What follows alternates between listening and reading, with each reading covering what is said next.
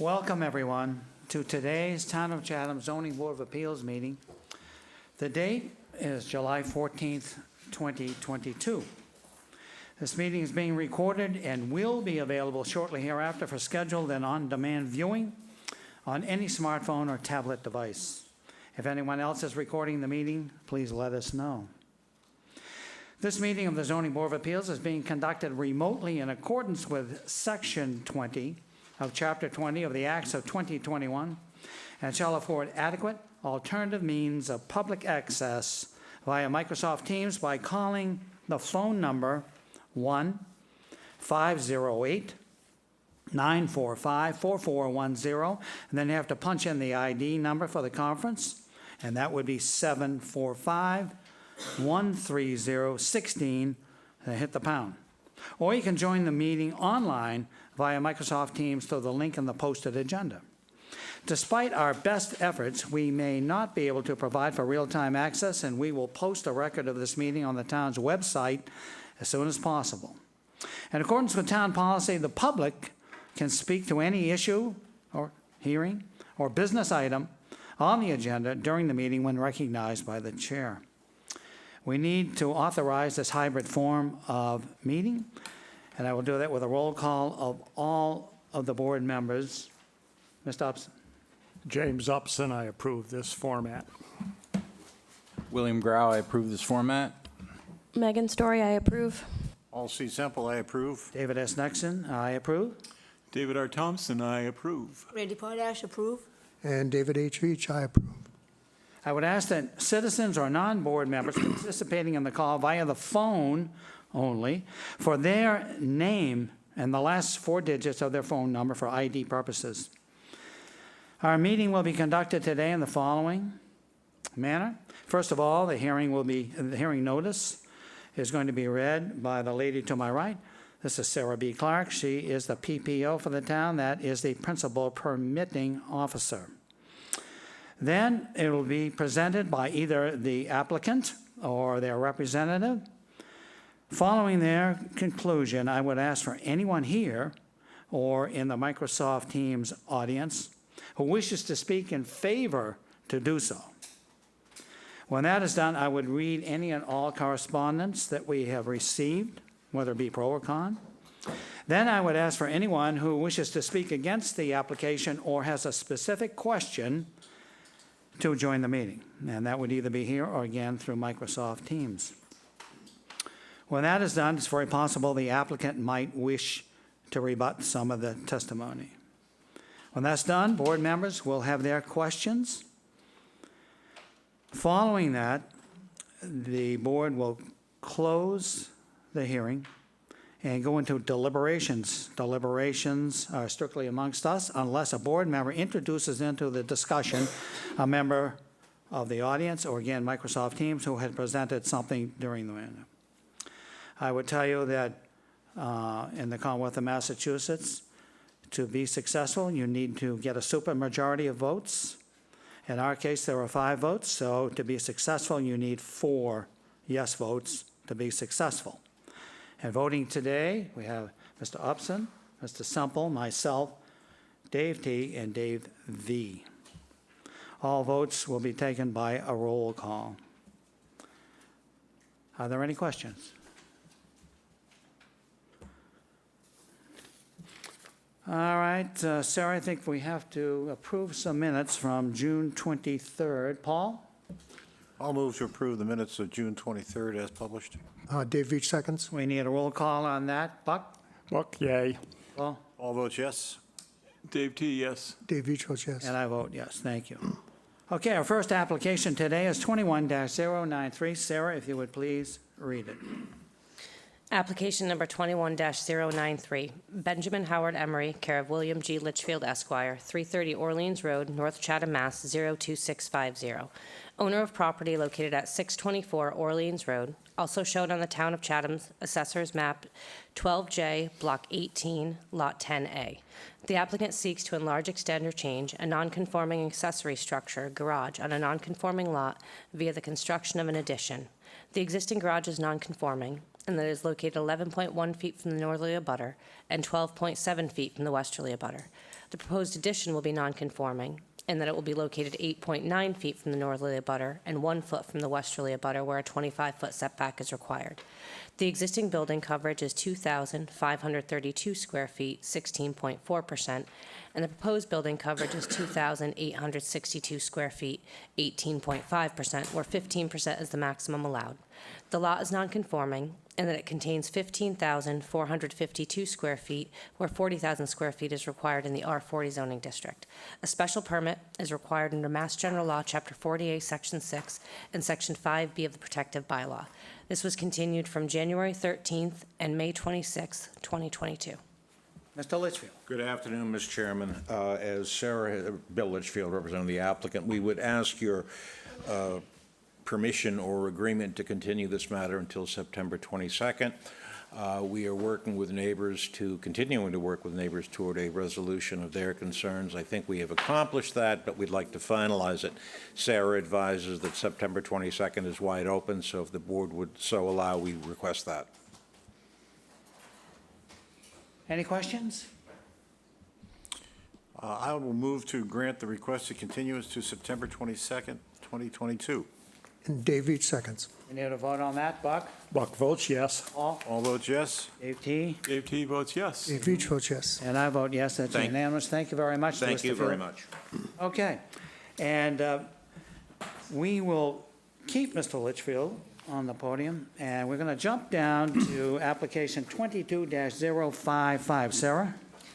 Application number 22-055, the Mary Ellen Hewins Revocable Trust of 2018 and the Paul M. Hewins Revocable Trust of 2018, care of William G. Litchfield, Esquire, 330 Orleans Road, North Chatham, Mass. 02650.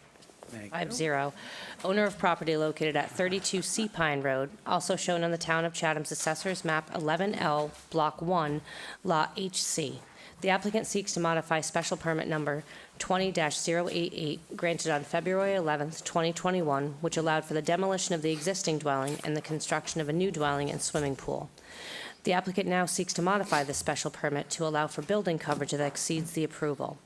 Building coverage for the demolished dwelling was 2,905 square feet. The approved building coverage was 2,900 square feet, and the proposed building coverage is 2,990 square feet, where 2,900 square feet is the maximum allowed. The lot contains 57,950 square feet of land area and 23,950 square feet of buildable upland in the R40 zoning district. A special permit is required under Mass General Law, Chapter 48, Sections 6 and 9, and Sections 5B and 8D2B of the Protective Bylaw. Mr. Litchfield. Mr. Chairman, good afternoon. Bill Litchfield here on behalf of Paul and Mary Ellen Hewins. Ms. Hewins is in the rear of the room. I will make this brief, and we certainly appreciate your indulgence in hearing this, but it is a small appeal having to do with a small problem. At least Mr. Nixon, at least, and perhaps others of you grew up in the Boston area where the Cabots spoke only to the lodges and the lodges only and so forth. Well, in Chatham, engineers don't necessarily speak to architects, but they all listen to Jay Briggs, ultimately.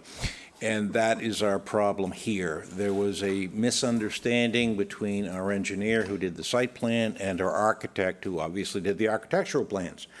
On the plans which you approved in February of 2017, and 2021 rather, and which are on the ground right now, there is in that black area on the sort of toward the top left, right there where the cursor is, which was shown on the plans that you saw as a covered porch.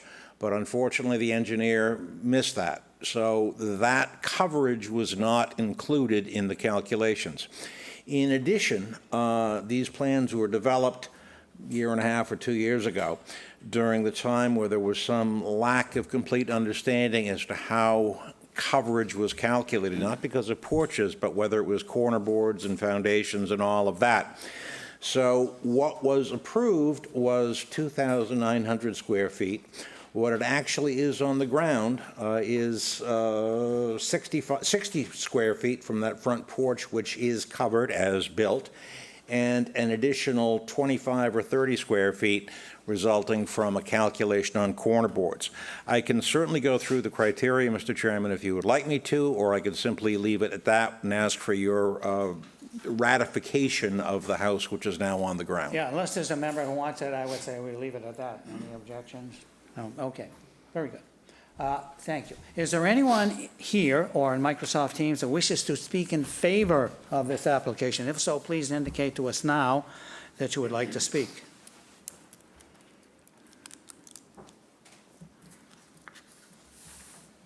I see no one that wishes to speak in favor of this application. Okay, then I will read the correspondence. First, we have a memo. This is from Judith Giorgio, and she is the health agent for the town of Chatham. She writes on 7/13, "I have no concerns with the modifications." And then we have a note. This is from Nicole Smith. She writes on July 11th. She's the conservation agent for the town. "The project was approved in 2020. They are coming before Conservation July 27th for a very minor change in plan regarding a discrepancy between deck porch and to add a generator, which I am confident will be approved." And that's the extent of the correspondence. Is there anyone here or in the Microsoft Teams who wishes to speak either against this or has a specific question? If so, please tell us now you'd like to speak.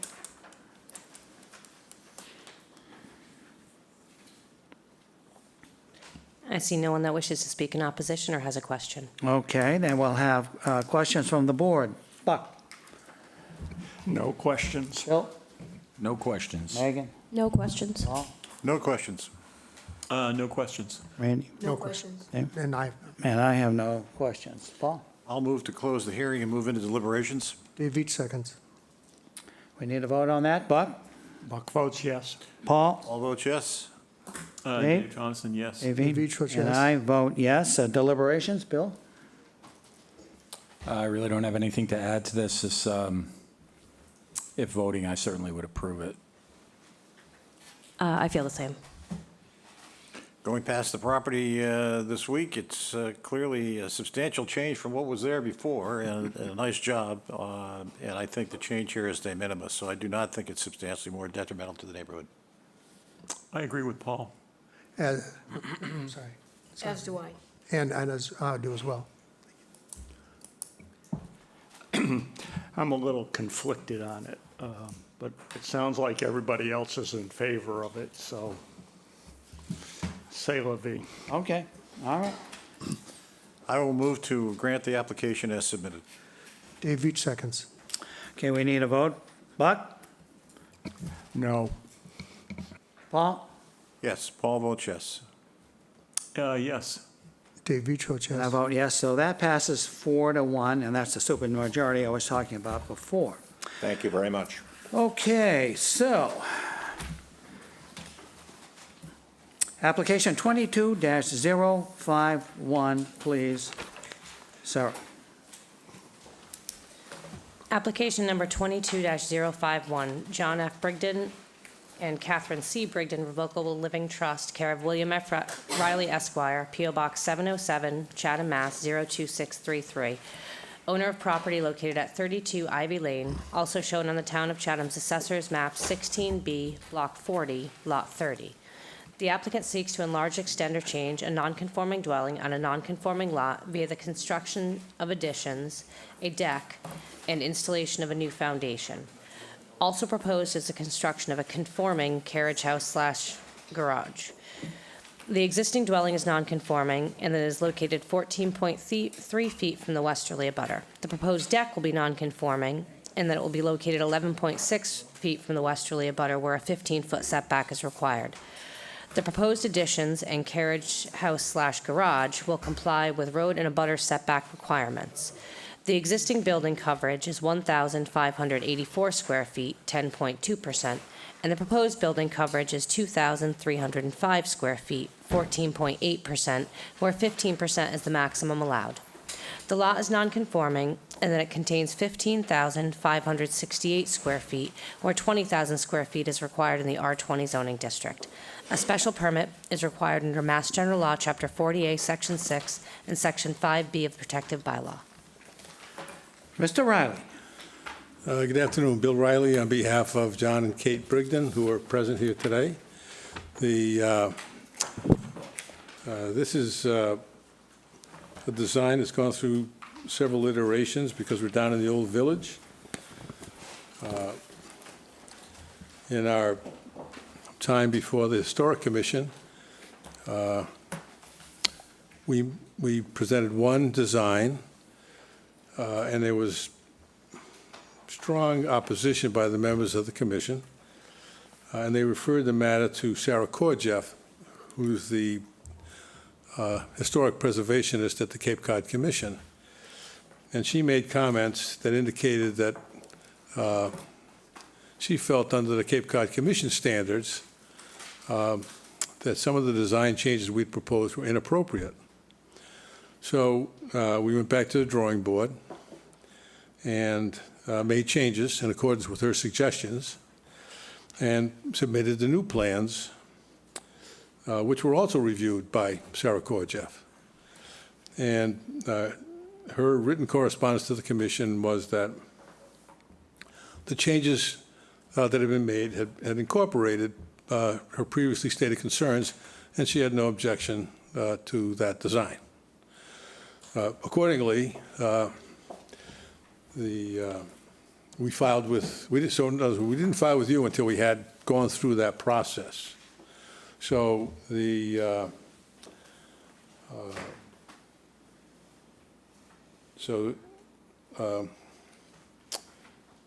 Patrick Ahern is the architect who, he and his team who did the design. And so I'd like to have them, or Patrick, come up and explain sort of the process, the design process they went through with the Brigdens, how the goals of the Brigdens were to make sure the building continued to fit in the old village. And personally, and probably not surprisingly, I think they were successful. Patrick?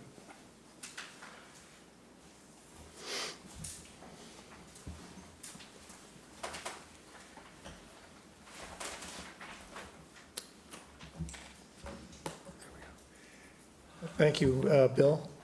So. Please this- identify yourself. Yeah, Patrick Ahern, Thank you. architect. Thank you. So these photographs represent the house as it exists today, and that there were some significant additions and changes to the house back in 1995 that we felt were unfortunate in terms of mass and scale and appropriateness, and how they really have impacted the character of what was the original house. So part of our goal in this process was to modify the house in a way that would be much more sympathetic to the character and scale of the original house, but at the same time respond to the program and the narrative that our clients were looking for in terms of adding on to the house in a way that was more appropriate. So next, please.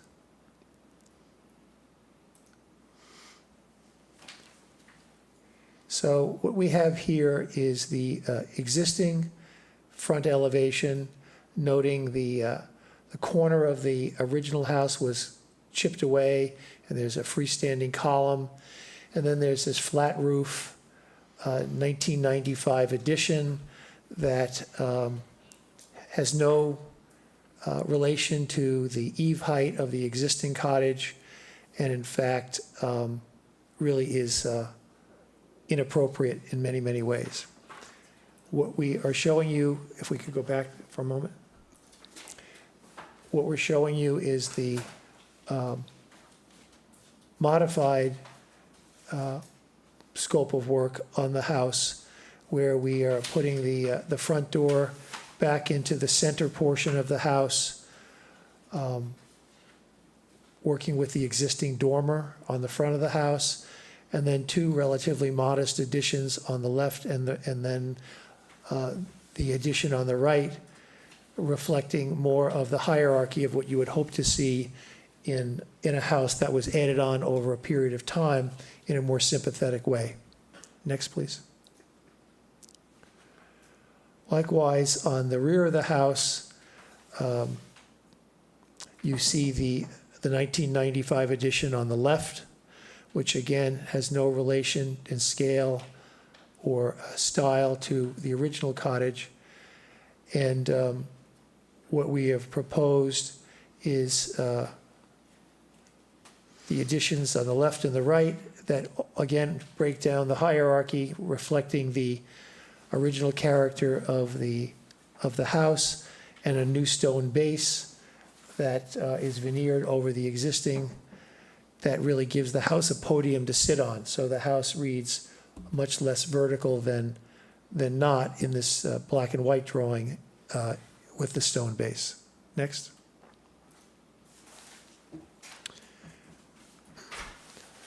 Likewise, on the side east addition, which is shown below, we have stepped it back, responding to Sarah's concerns about making sure that the identity of the original cottage was maintained, which I believe we've done, as she suggested in her narrative and written report back to the Historic District Commission.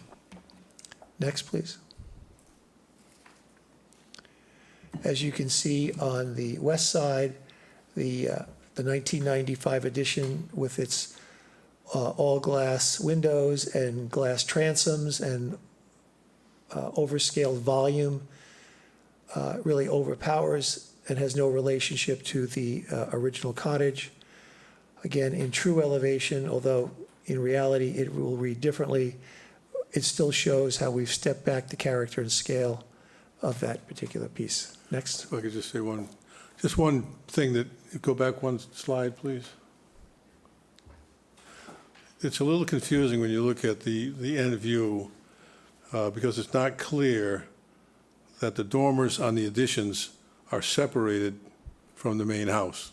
So you might look at this and think, oh, they're all connected, but there is a separation between the dormers. Can you show the dormers? Is that Sarah? Who's got that?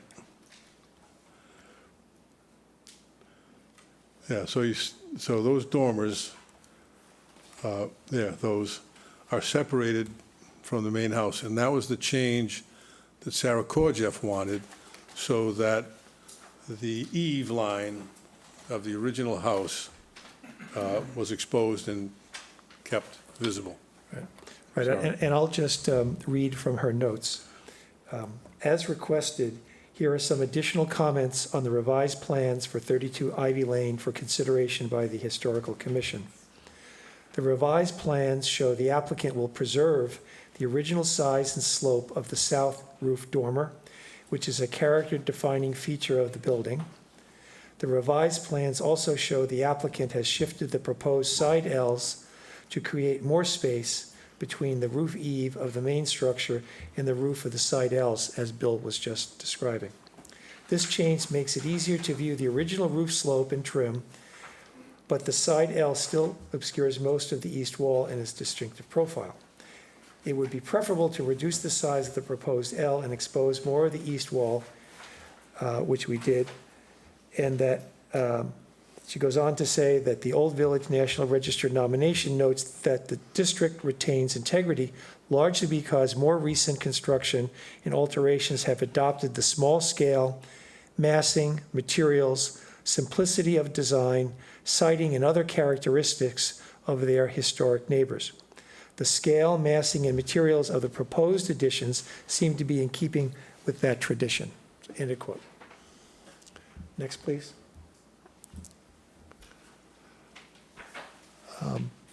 We can move quickly on these. These are basically the floor plans. Again, please.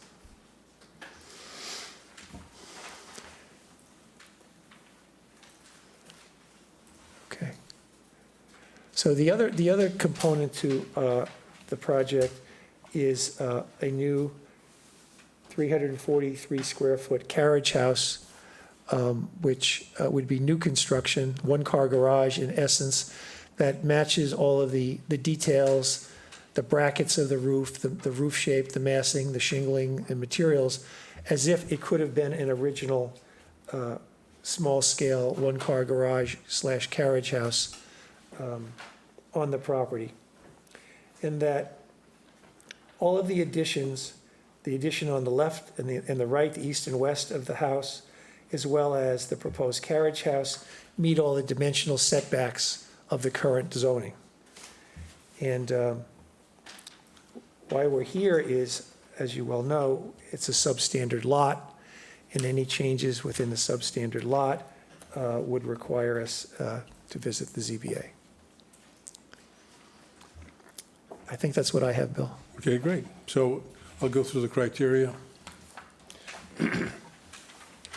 Adequacy of the size of the site in terms of the size for the proposed use.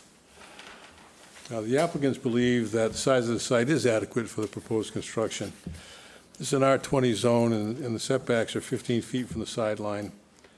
And, well, it says 20 feet, but it's 25 feet from the street.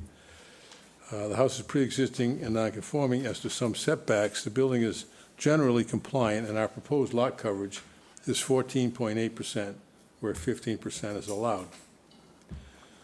Compatibility of the size of the proposed structure with neighboring properties. You know, lots of times we go through neighboring properties and show the net area from the assessor's office. This is such a unique neighborhood. I did not do that. I mean, we have 24 Avery Lane, which is immediately adjacent to this property, which is very modest, and is in fact owned by the Brigners as well.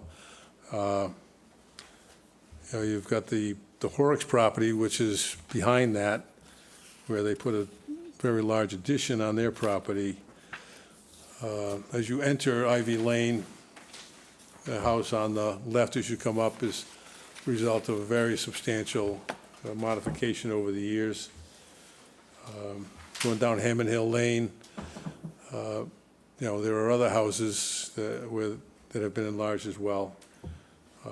So I think that, having in mind that Sarah Korjeff thinks these modifications are in keeping with, you know, the traditions of the village, I think it's fair to say that we are compatible with the neighboring properties. Extent of the proposed increase in non-conforming nature of the structure or use. Here, the increase in the living area is the principal increase in the non-conforming nature of the structure. The deck and the stairs on the south side of the house are like 14.8 feet instead of 15 feet from the property line. But other than that, I think any new elements are in compliance with the setback. Suitability of the site, including but not limited to impact on neighboring properties, or on the natural environment, including slopes, vegetation, wetlands, groundwater, water bodies, and stormwater runoff. As you know from visiting the site, we have a steep changing grade from north to south, so the portion of the work would be performed within the jurisdiction of the Conservation Commission. And we've been to the Conservation Commission. And there is a wetland at the bottom of the hill. I think they call it Black Pond. So, you know, the construction will be done in a manner that will prevent stormwater runoff or sedimentation into that adjacent wetland.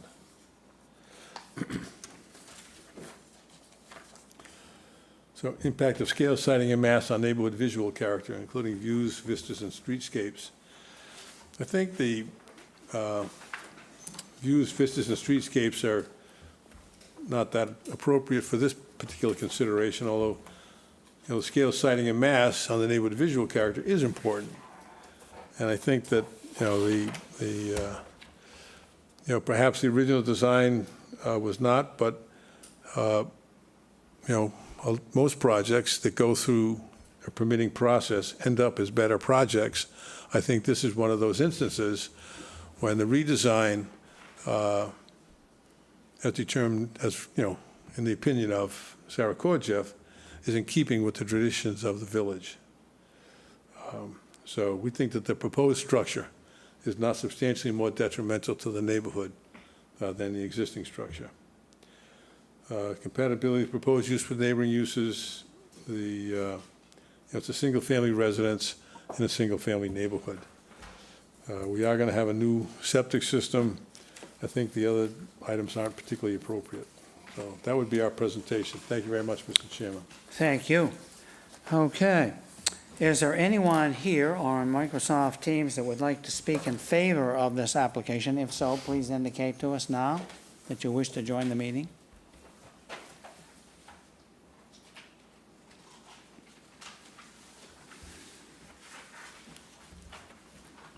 I see no one that wishes to speak in favor. Okay, I will read the correspondence. First is a memo from Judith Giorgio, health agent. She writes on 7/13, on June 27th, the Board of Health approved with variances the proposed plan to renovate the existing dwelling and add an addition to the existing 4-bedroom dwelling at this property. The Board of Health approved a 5-bedroom dwelling conditioned on the use of an IAN reducing septic system.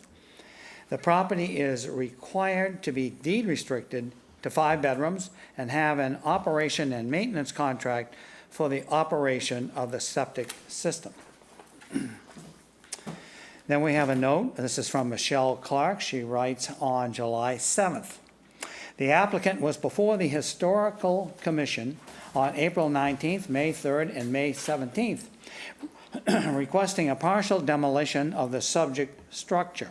The Historical Commission determined that the structure is a historically significant contributing structure to the Old Village National Register District. There was no demolition delay imposed, nor was there a referral to the Cape Cod Commission. If you would like any identification, let us know. So that was from the Historical Commission. And then we have a memo. This is from Lucy Park Horn and Jennifer Park Nimbinski.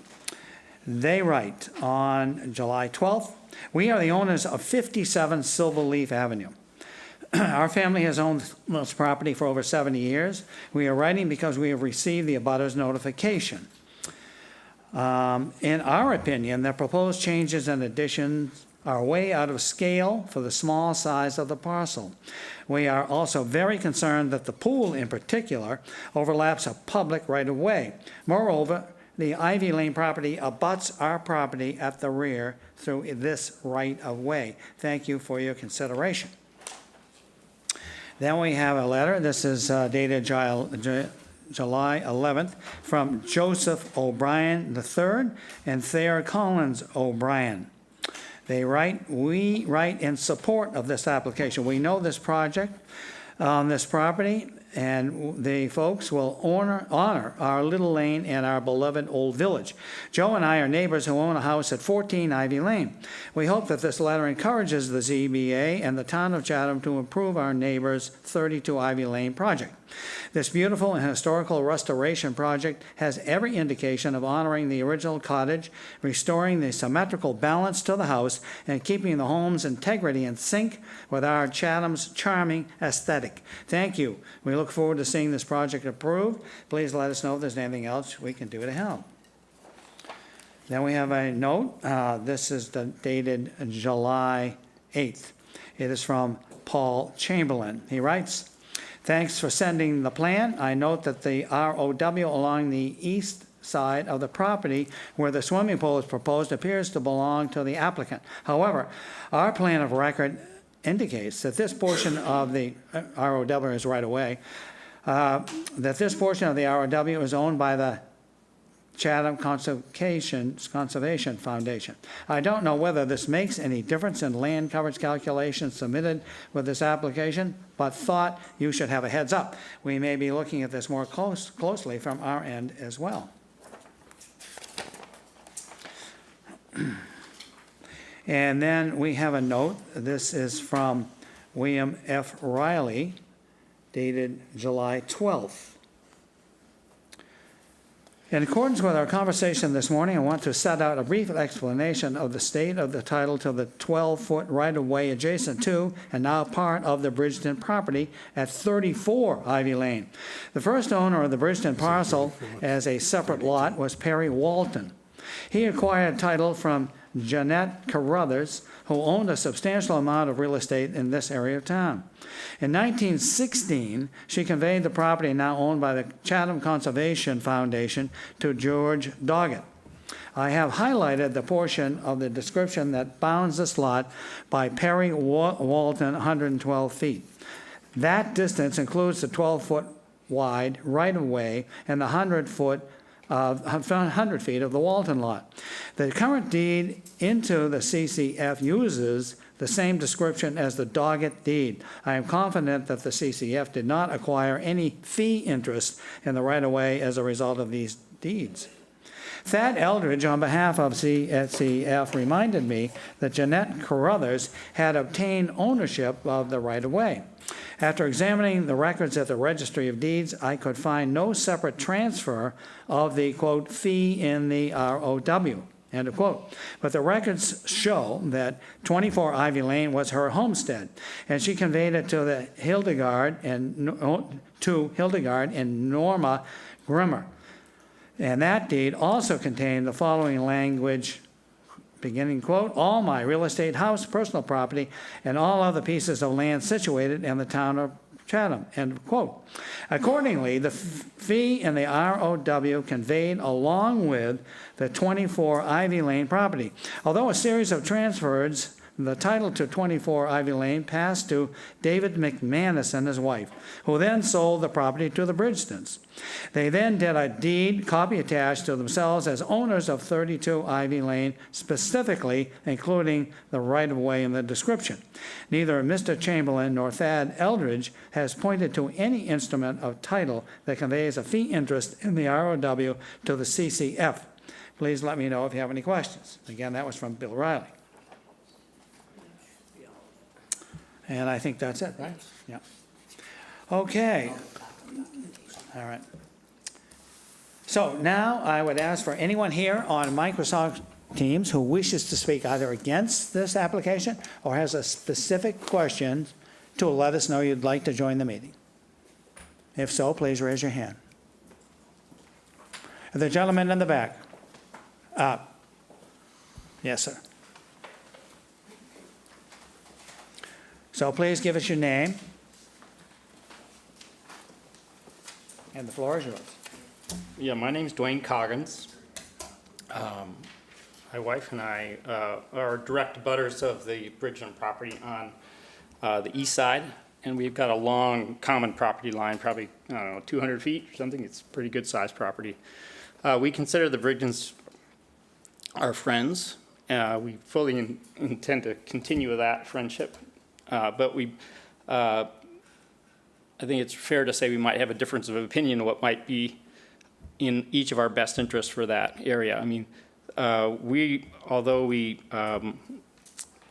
understand that they're building within the requirements of the Historic Commission and within the Old Village, we're most concerned about the noise and the effects of the pool that are planned to be right next to our property. Our family invested in the donation of Black's Pond area to the Conservation Commission, and we enjoy that area a lot. And we're concerned that the addition of extensive hardscape and a pool, maybe a pool house on that side of the property, which directly affects our ability to appreciate the Black's Pond area and that natural area, would in a very real way affect our lives and our enjoyment of our own property. So that's basically what we're interested in bringing forward. Okay, thank you. There was a gentleman in the back row. Yes, sir.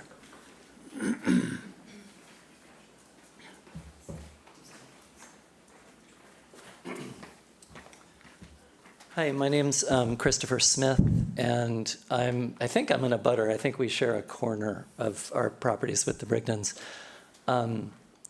And I'd like to start by echoing what Dwayne Coggins said, that we're And what's your neighbors. address, sir? Oh, I'm sorry. The address is 73 Silverleaf Avenue. Thank you.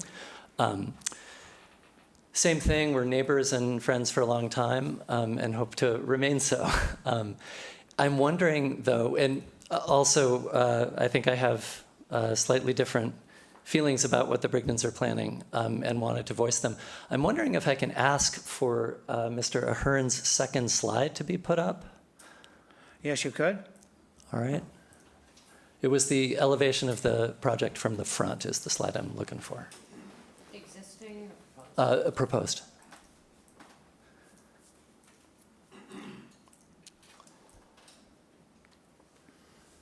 Yeah, there was one that had existing and proposed together, actually. That was the, maybe if we zoom out. Yeah. So I've been listening to the discussion, and there are a lot of details and complications in all of the descriptions, and clearly the numbers that are being proposed conform. But I'd like to ask the board just to take a step back. I feel like I should say that my family's been in the neighborhood for pushing 100 years. The only reason I mention that is to say that we're deeply invested in the character of both the Old Village in general and that little corner of it, which is tiny. And if you take a step back and look at these two elevations, you'll see that even if the square footage of the building is not being increased past what's required, the visual bulk, as you see it from the street, is almost doubled in this picture. Add to that the carriage house that is also proposed, and then add to that the pool and the surrounding hardscape that is also proposed, and you're talking about a seriously substantial alteration to the character of the building that's there, which is in a pretty dominant position on the corner, because it's what you see as you come down Ivy Lane. So I understand, of course, that the Brigdens want to expand their property. I think they're planning to retire here. I understand all of their needs. But I just wanted to take a step back, ask people to look at the overall picture, and understand that this is not a minor alteration by any means of the character of the neighborhood. Thank you. Thank you. Others? There's two gentlemen in the front row. Either one of you? Take your pick.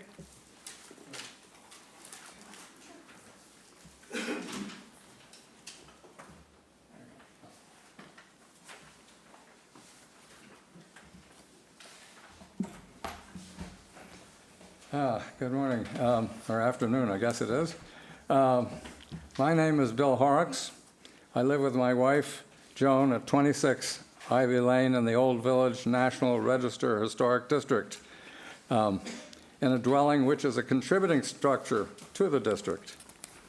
Our lot is within 46 feet of the 32 Ivy Lane property of interest here. At this hearing, I represent the Old Village Association, OVA, of which I am a director. We oppose the granting of a special permit for application 22-051. The applicants are asking for permission to increase a setback violation with the abutter to the west from 0.7 to 3.4 feet. I firmly believe that zoning rules and regulations should be strictly followed unless there is a compelling reason not to. The applicants also ask for permission to build a carriage house, which I will comment on later. I realize that this board is not the historical commission, but since your members have the best interests of the town of Chatham in mind, the presence in our town of areas such as the historic business district and the Old Village National Register Historic District is presumably of interest to your members. The protections of the zoning bylaw apply to these areas as well.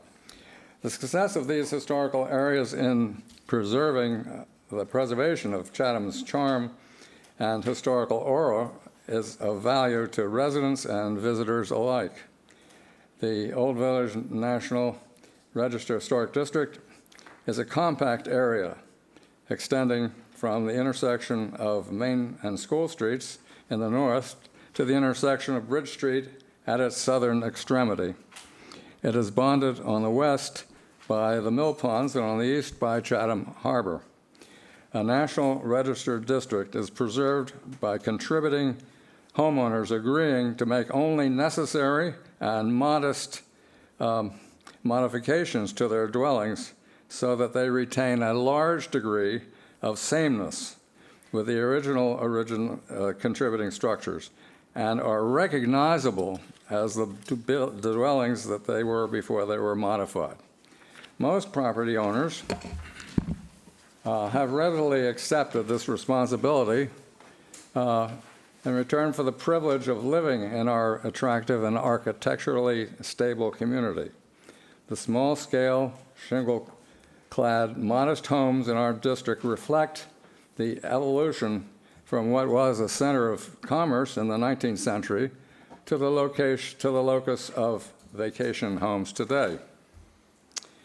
The Brigdens, applicants for a special permit, own the historic craftsman-style Russell bungalow at 32 Ivy Lane, which is a designated contributing structure.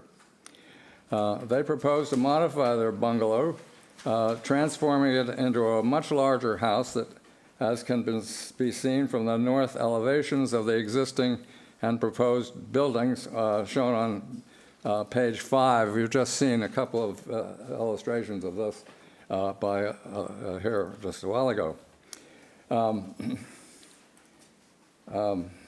See. They propose to modify their, in our opinion, the proposed modified structure is not recognizable as a craftsman-style bungalow. Such loss affects the entire district, the entire historic register district. Historic districts die one contributing structure at a time. In addition, the applicants propose to build a 2-story carriage house with a footprint of 343 square feet, and they quote a total building coverage of 14.8%. Using the lot size of 14,344 square feet from the architect's plans, which agrees with the assessor's records, we find the total building coverage to be 16.1%, which is in violation of the 15% rule.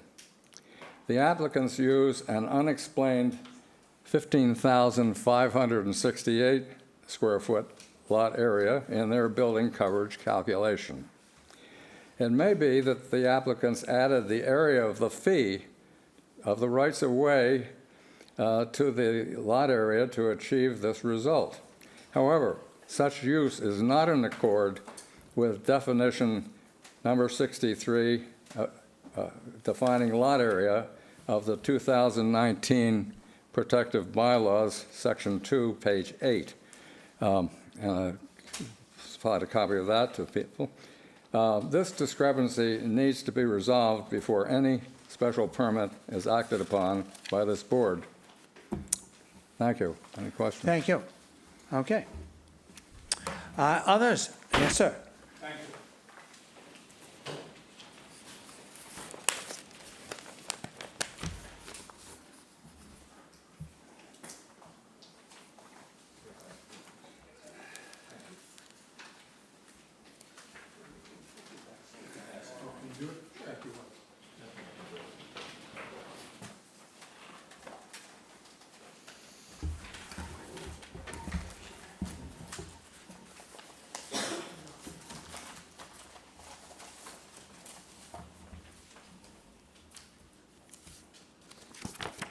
Mr. Bacon? Yes, sir.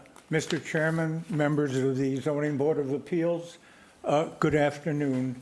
My name is Norman Pakin. My wife, Carol Pakin, and I are full-time residents since 1987 at our home at 14 Sunset Lane in the Old Village National Register Historic District. We have owned our home since 1966. We are both members of the Old Village Association, which Carol and I helped form in 1997, and we were also one of the original proponents and founders of the Old Village National Register Historic District in 2002. I've been authorized by the Board of Directors of the OVA to assist Mr. Horrocks and to submit a further statement to the ZBA in opposition to this application. The subject property, 32 Ivy Lane, is a designated contributing structure to the Old Village National Register Historic District. And that is the structure that was originally built as a craftsman-style bungalow, and the addition, which sometimes has been stated as inappropriate, but that is part of the contributing structure. And under the separate Massachusetts statute, which we have, the Cape Cod Commission Act, it is subject to additional review, one, by the Chatham Historical Commission with respect to alterations exceeding 25% of a residence, and further, by the Cape Cod Commission itself and its staff. Now, earlier this year, by a 4-3 vote, the Chatham Historical Commission declined to forward this application back to the Cape Cod Commission and its staff for further review. At such hearing, one of the CHC members, one of the Historical Commission members, who had initially voted not to forward such application, formally requested a revote so that he could change his vote in favor of so forwarding the application to the Cape Cod Commission and its staff. Had this request been granted, the vote would have been 4-3 in favor of sending the application to the Cape Cod Commission and its staff for further review. But his request was denied by the chair. Now, at present, as we speak, Chatham Town Council has sent his legal opinion, which is a public record, to the Historical Commission so that a revote should have been allowed. And this matter is presently scheduled to be considered by the Chatham Historical Commission at its next meeting on July 19th. Pending such action and possible submission of this application to the Cape Cod Commission and staff, which under the statute has the full authority to review and to disapprove of the proposed design changes, it is my submission for the Old Village Association that it would be inappropriate and incorrect for this board to take any action on this application at present other than to continue it until the final results of the further review by the Historical Commission and the Cape Cod Commission have been resolved. And finally, in conclusion, it is also important to note that the applicant earlier sought unilaterally to have the Historical Commission redesignate this property as non-contributing. I advise you that any such change is not permissible under the Federal National Register Act, which can only take place with a formal submission to and the approval of the Massachusetts Historic Commission and the National Park Service. I thank you. Thank you. Is there anyone else? Yes, the gentleman on the right, yes.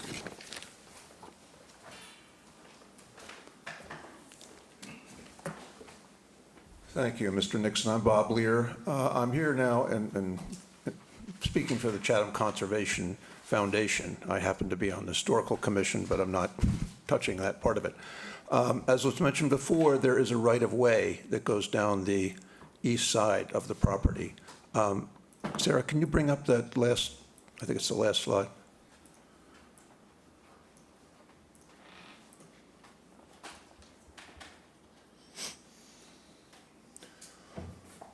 On the right, you can see that there is a 12-foot right-of-way that's noted, I think, and a notion where I guess about where the cursor is that says the swimming pool is 15.7 feet from the property line. I don't know what's going to be going on with the swimming pool in terms of having a deck around it, but There's not much room for a 12-foot right-of-way in there for sure. More significantly, I've been out there a number of times because I also live in the Old Village, and the Brigdens have done a good job of trying to block that right-of-way. There's a picket fence, not a picket fence, I'm sorry, a stake fence at the entrance, which I think is about 8 feet long across it. And you look down, and there's a large hydrangea, which cuts part of it off, and then further down, there are some trees that are also clearly closer to 12 feet to the right-of-way. In theory, I should be able to drive down to conservation property there, and at the moment, I can't. So whatever ruling the zoning board were to make, I want to make, ask you to make it clear that the right-of-way needs to be left open for access, which we are entitled to. Thank you. Thank you. Is there anyone else here who would like to speak? All right, seeing no one. Sarah, is there anyone on Microsoft Teams? I'm sorry? Okay, yes.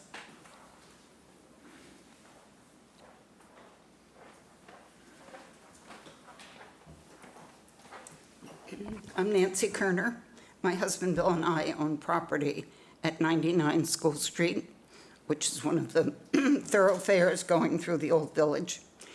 I would ask if by chance you people approve this application in any way or form, that you consider putting some kind of conditions on the time of year when heavy equipment and heavy work can take place. Thank you. Thank you. Did I miss anyone else? Okay, Sarah, is there anybody on Microsoft Teams who wishes to join the meeting?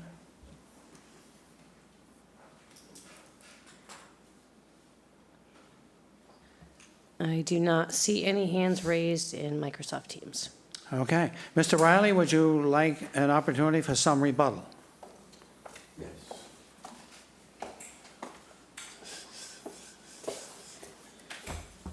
All right, so, the duty of the zoning board of appeals, of course, is to consider the application in front of you. And, I attended that historic meeting that Mr. Horrock or Mr. Pakin just referenced. And so I was there. And at the end of the meeting, after the two votes had been taken, one where they just voted not to impose a demo delay, and the second vote where they declined to vote to send it to the Cape Cod Commission. There was a discussion, primarily by Don Aikman, about a motion for reconsideration. And I participated in that conversation as a former town moderator of this august body right here in this town. My understanding of rules of order was that if you wanted to make a motion for reconsideration, it should be made during the hearing or the meeting that the original motion had been made, so that all the people who had voted on it would be present to vote on the motion for reconsideration. And I voiced that opinion. At the end, the chairman, Mr. Messina, turned to Don Aikman and said, "Don, do you want to make a motion for reconsideration?" So Don looked at the members of the Historic Commission who were there and said no. He did not want to make a motion for reconsideration. All he said was no, but so suggesting, and then I don't know if they provided you with town council's opinion. Sarah was kind enough to provide me with a copy. And in the town council's opinion, he says motions for reconsideration should be based on misunderstanding, confusion, some other issue that the person who voted one way on a motion, if he'd understood what the situation was, would have voted the other way. And all you have to, if you watch the video of that meeting, there was no misunderstanding at all. And the chairman did give Mr. Aikman the opportunity to make a motion for reconsideration, and he declined. So town council's opinion goes on to say that delay in actually having a motion for reconsideration is a reason not to have one. And he also pointed out that if a party, as a result of that vote, had made a change of position or incurred expenses, that it probably wasn't appropriate to make that kind of motion. And as I indicated to you earlier, the Brigdens went through that. We got the votes. They took the votes. And as a result of that, they then moved forward with engineers, lawyers, and architects to complete the design process and come here, which incurs substantial expense. And so now here we are, more than 60 days after the date of that vote by the Historic Commission. And my understanding is that they're going to have a discussion on it on the 19th.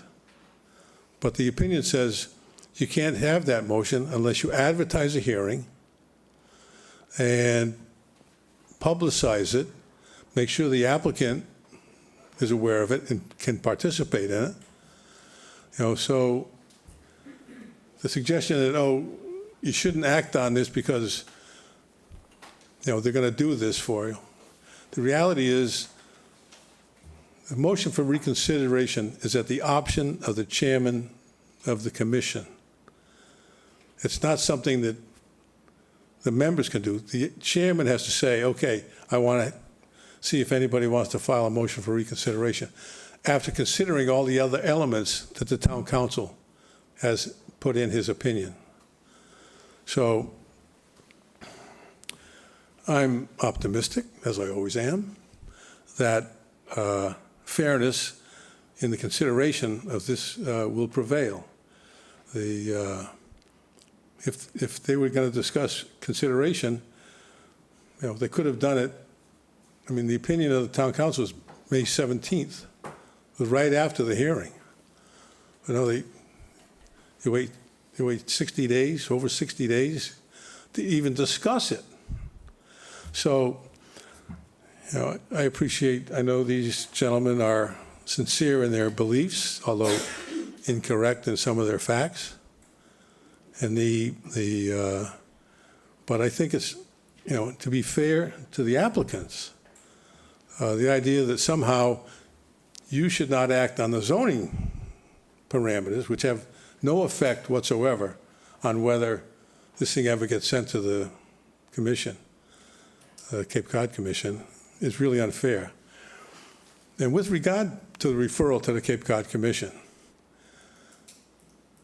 as you know, zoning boards, historical commissions, conservation commissions are heavily dependent upon their staff for guidance. As somebody who was Chatham's representative to the Historic Commission, to the Cape Cod Commission for 5 years, that's a surprise, isn't it, Dave? I can tell you that the Cape Cod Commission is more dependent upon staff than any other organization I've ever seen, because the issues are so complex, and the regional policy plan is very complex. And so typically what happens is they turn to the staff and ask for a report. Well, Sarah Korjeff has already given a report. And she thinks that the changes are in keeping with the traditions of the town of Chatham and other changes that have been made in the historic district. So, and to show you, the Bigdens concerns about the village. Mr. Ahern is actually the third architect they've engaged on this project. And the first two architects came up with designs that accomplished the goals of the Brigdens regarding living space and all, but they felt that the design really didn't reflect the old village. And so this is the third go-around, architect-wise, design-wise, that the Brigdens have gone through because of their concern about being part of the old village. So I think the red herring of the garage and the swimming pool, you know, I always, people having fun. It's so annoying listening to people having fun in the swimming pool, isn't it? So but although we put it on the plan because we want to disclose everything we plan on doing, you know, we don't need the zoning board's permission to put in a swimming pool. And likewise, the garage, carriage house, you know, that meets all the setbacks. We're okay on coverage. So we really don't need your permission for that, but we wanted to show it to you so you'd know everything that we're planning on doing on the property. And for a minute, let's take a look at the title issues regarding the right-of-way, if we could. Can you put that screen back up, Sarah?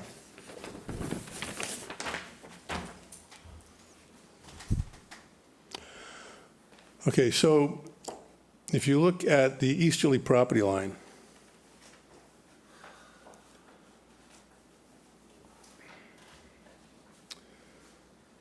if you look up, you see, well, can you scroll down just a touch? Or scroll up, whatever, no, the other direction. I always get that wrong. Where the word ivy is going to appear. There, oh, okay. All right, see, above the word ivy is a dashed dot line. Okay. That marks the 12-foot width of the right-of-way. And then if you scroll down further or up further, you see that line comes down. Keep going, Sarah.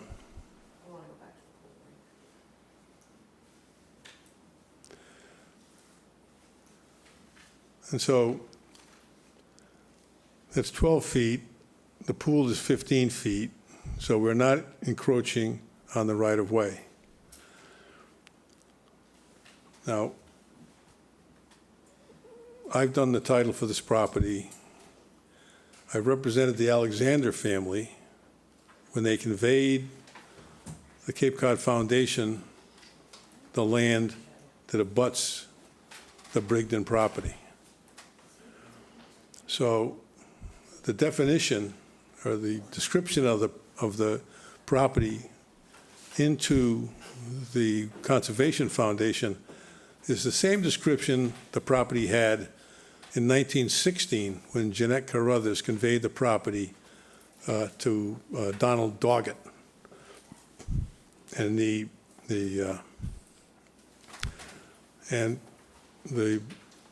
bound by, it comes up from the south, then it says, turning westerly, 112 feet by the property of Perry Walton, who was the first owner of this 100 by 100 lot. Then it was transferred to the Russells and subsequent owners. I guess the Russells actually built the cottage, although I'm not absolutely certain of that. So, because the boundary line runs along the southern edge of both the right-of-way and the lot, you know, there's no claim that the foundation, as a result of that deed, owns any fee interest in the right-of-way. And so our job was, let's find out who does own the fee interest in the right-of-way so we can include it in our design. So Jeanette Carruthers' homestead was 24 Ivy Lane, which is the building a little north and west of that, right there. And in the 1930s, she conveyed that property to Hildegard Grimmer and Norma Grimmer. Norma Grimmer became Norma Rogers. Norma Rogers had a daughter, Ann Rogers, who I knew. She owned property down on Leffermitz Lane. And so, as David read in my correspondence, that was addressed to Jay and Sarah, my email. You know, she conveyed the house, the contents, and all real estate I own in Chatham to Hildegard and Norma. Hildegard passed away. Norma became the sole owner. Norma sold it, I think, to Jackson Smith, who did the first modification on that building. And then through multiple owners down to the McManus family. And the McManus family conveyed it to the Brigdens. And it's my opinion that each one of those deeds conveyed the fee interest in the right-of-way. The language references the right-of-way in every deed. So it's my opinion that the way the deed is drafted, that the fee interest in that right-of-way went through a series of owners to McManus and then was conveyed to the Brigdens. And then the Brigdens, by a separate deed, separated the fee interest in the right-of-way from 24 and gave it to 32. So, again, I've been doing real estate titles since 1974, and I'm a land court title examiner. I mean, it's what we do, title searches. And so it's my opinion, as I stated in my email, that the fee interest in the right-of-way is owned by the Brigdens. So that's why, Mr. Horrocks referenced the architect's plans. That's why we have professional engineers and professional land surveyors do our site plans, our plot plans, because they're surveyors. You know, all the architect can do is copy the notes off from something else. And it could be that at that time, you know, we hadn't completed the conveyance into the Brigdens. So I think that you know, it's unfair to ask the Brigdens to wait for a motion for reconsideration that may never come. I think that, you know, your determination is, you know, is this design substantially more detrimental to the neighborhood than the existing structure? And, you know, we do special permit applications for homes in the old village pretty frequently. And, you know, we go through the Historic Commission because A, it's required, but also because we get guidance from them, as we did in this case, and we make changes, and it comes out as we think, a better project. So, as a lawyer, I tend to rely on people like Sarah Korjeff, just, you know, because they're professionals. Their opinion is not colored by their dedication to the Old Village Association. You know, they look at it professionally. This is her job. They rely on her. They ask her opinion all the time. And just like, you know, when we come here and we don't get a favorable view, we take your comments and go back and try to do a redesign. That's what happened in this case.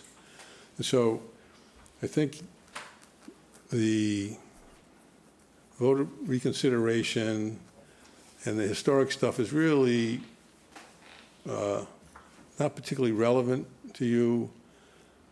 The right-of-way, the fee in the right-of-way, I think you're entitled to rely upon David Clark's plan and Tom Steller's plans. Tom Steller's the land surveyor.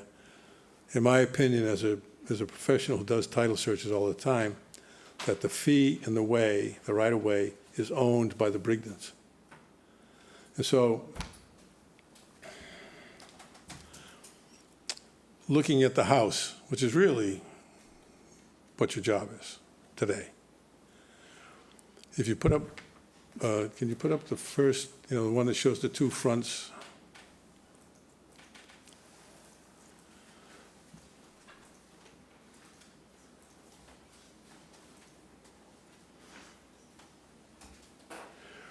Okay, so I admit the change is dramatic,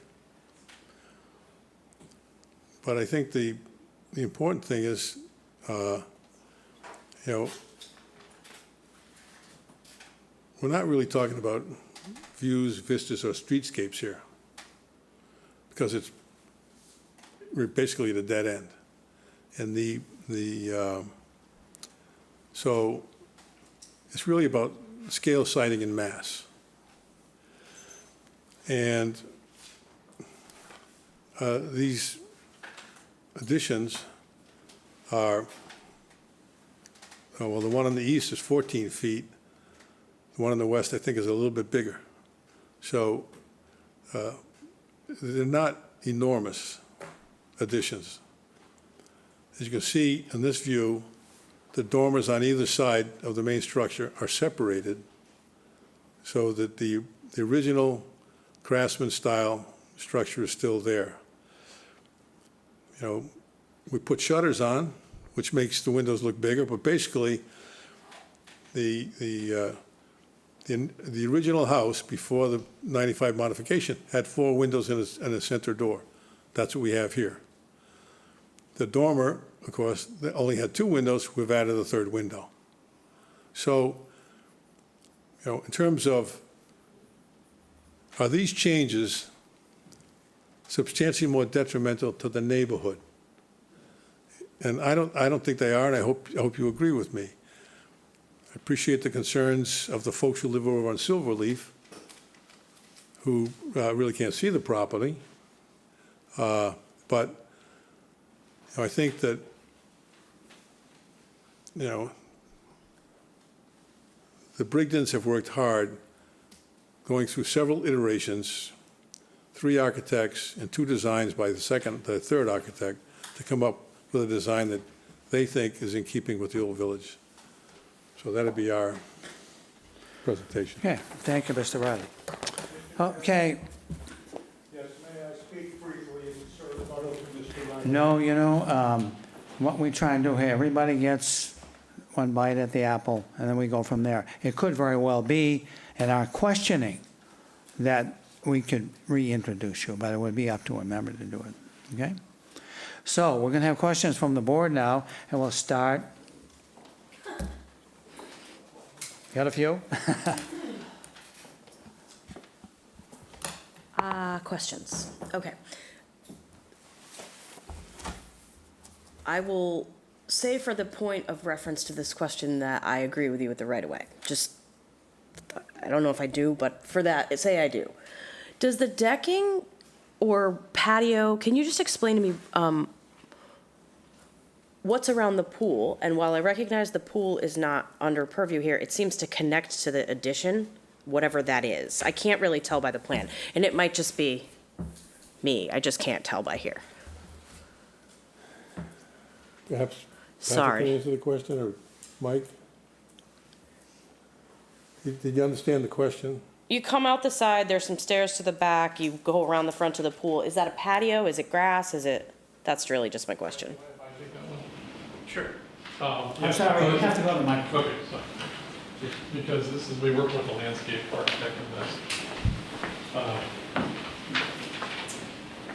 Good afternoon, I'm John Brigden, and just to answer your question, The plan is the pool would be floating in a lawn, in a Okay. grass, with a very small border. So, Yep, I get it. and then those are just possible some stepping stones to it. The rest would all be grass. The proposed patio is we're thinking a permeable kind of stone and grass with a lot of grass feel to it, not Okay. a hardscape. And we're not even certain we want to do that. That would be the maximum amount of potential But the stone pool and is grass. essentially like in the grass. Correct. Like you've seen with Correct. Yeah. There is going to be a little bit of hardscape on the north end of the pool where that wall is. Well, yeah, you have to have somewhere to sit. Exactly, but the I rest get of the it. pool would. Okay. yeah.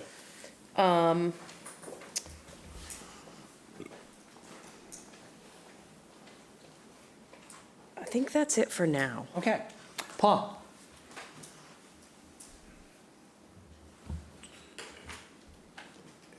Bill, the property line is such that, does it include 24? No. So the property line then, as you come up on the, I guess, the western side, then juts in at the 33.88 and Yeah, then if goes you- up? Yeah, if you see the note benchmark and it points to a CB concrete bound? I do. Okay, so that would be the northwest corner of the original lot. The portion of the property where the garage is located was actually a separate lot that was added to the property many years ago, not by the Brigdens. So, yeah, but so that 33.88, that is the length of the line between that concrete bound in the corner of 24. And your northwest boundary then goes up to 65.22, That's correct. all the way up to the CBDH found? No. No, It cuts off below Shell Right. Drive? Yeah, the heavy line that runs east to another CB, that says CBDH, that's a concrete bound drill hole found buried 6 inches. See that, so that'd be the northern line, and So- it follows the curve of Ivy Lane. Okay. And then comes down to 63.99? That's correct. And then the Ivy Lane, as laid out in, I think, the 1940s, was 20 feet wide. And that had been, the 12-foot the 12-foot wide right-of-way predated that by many years. I mean, the right-of-way has been in existence, a 12-foot right-of-way, since 1916, when the original conveyance to Donald Doggett was done by Jeanette Carruthers. So that right-of-way's been there for a long, long time. And does the right-of-way benefit the property down at the bottom of the? Well, there's no specific grant, but you know, I would interpret it as, yeah, because what happens is the right-of-way actually comes down and does a 90. If you see on the plan, see the dimension 112? Okay, so that's the dimension that was in the Doggett deed. It's also in the Chatham Conservation Foundation deed. So their property line comes up where the CBDH is found 112 feet and then goes north towards the Horrocks property. Yep. So the right-of-way comes down and does a 90. And it seems like, by reading the old descriptions, that was a right-of-way that went down to a creek that emptied Black Pond into the Mill Pond. And there was a bridge over it. And you could go over that bridge and access Bridge Street from there, based on reading the old descriptions. So I think because the Chatham Conservation Foundation owns the land that abuts our property and includes the fee in the way of that portion of the 12-foot right-of-way, that they would have a right to go up to Water Street. And with respect to what's in the way, along that 12-foot right-of-way, I can tell you, I've been representing these people for a long, long time, this property for a long, long time. I represented some folks named Jones, who I think actually did the 95 change. And that is a split rail fence and some plants along the boundary. They've been there since way before the Brigdens showed up in Chatham. So just, for Bob's, we have no objection to people using the right-of-way, but, we didn't do anything to block it. It's just been that way for a long, long time, so. I don't think I have any other questions. Dave? I don't have any questions for Mr. Riley. I think that which I have should be saved for discussion amongst the members, if you don't mind. Sure. Randy? Am I missing something, or is there a picture of the carriage house? There is one somewhere. Yeah. Yeah. I think I saw it. It's supposed to be in the application. Oh, okay. So where would that be in relation to the house? Is it going to be very far from the house, or? No. Sarah, can you put the, All right, okay. I don't have any questions. Thank you, sorry about that. Dave Each? Okay.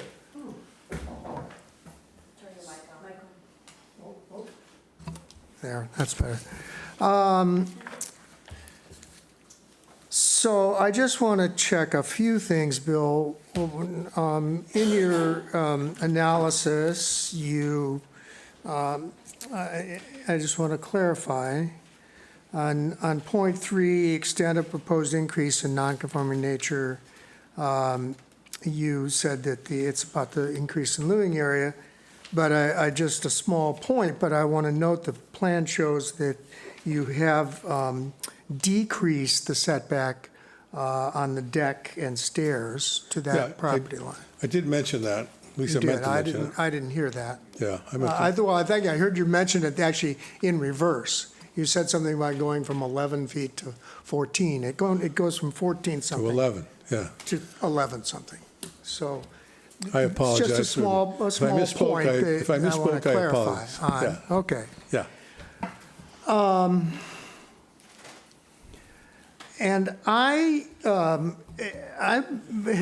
have had some confusion with regard to, I guess, the submission here. And that's related to, I started because I've kind of been paying attention to this kind of thing lately. We've been seeing from time to time proposals on floor plans with studies and various other kinds of rooms with full bathrooms proposed to be attached to them. And so I noted a couple of instances of that on these plans, and plan to check in on that, ask Well, about why that. don't you, Let me finish, Bill. oh, okay, I was going to say the architects can explain Yeah, I it. mean, he's here, he can just, but then I hear, we get a letter from the health agent saying that it's a 5-bedroom, they've been approved for 5-bedroom dwelling, septic system. There isn't anything in the plans that were submitted that says anything about a 5-bedroom dwelling. It's not on the site plan that I see. It's not on the floor plans that I see. And so that bothers me a little bit because I spent some time thinking about that, Well, you know. I think I can explain the difference. All right.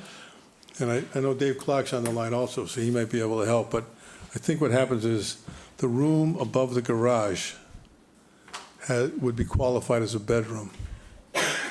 And All right, so- well, in that case, all right, so then I'll go back to the question that I had. Maybe Patrick can, or someone can answer for me on,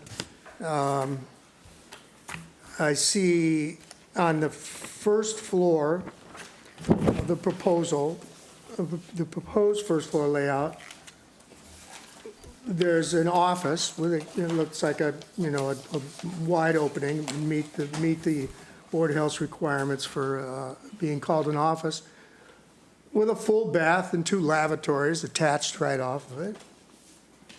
And then we go down in the basement, and there's a gym with another full bath of it, and a full bath with the bedrooms down there. I mean, these things are just, I'm just bringing it up because I think it's time to be sort of paying attention to this issue.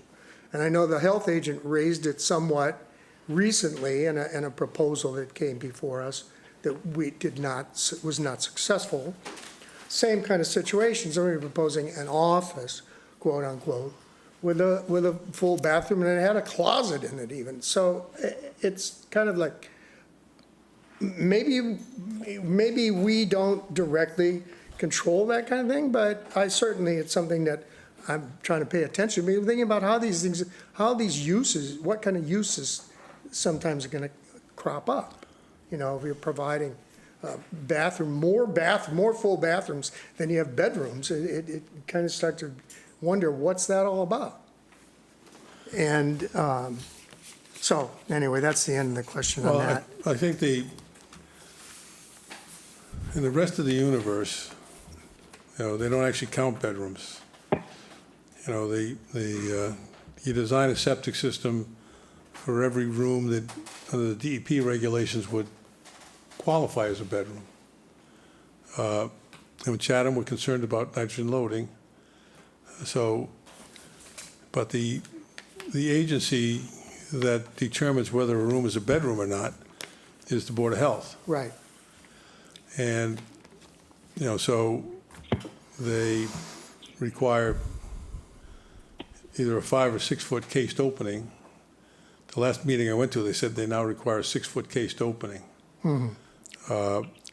So, you know, I don't think, you know, we all have guests. You know, so. Yeah. Certainly, we do don't, have guests from time to time.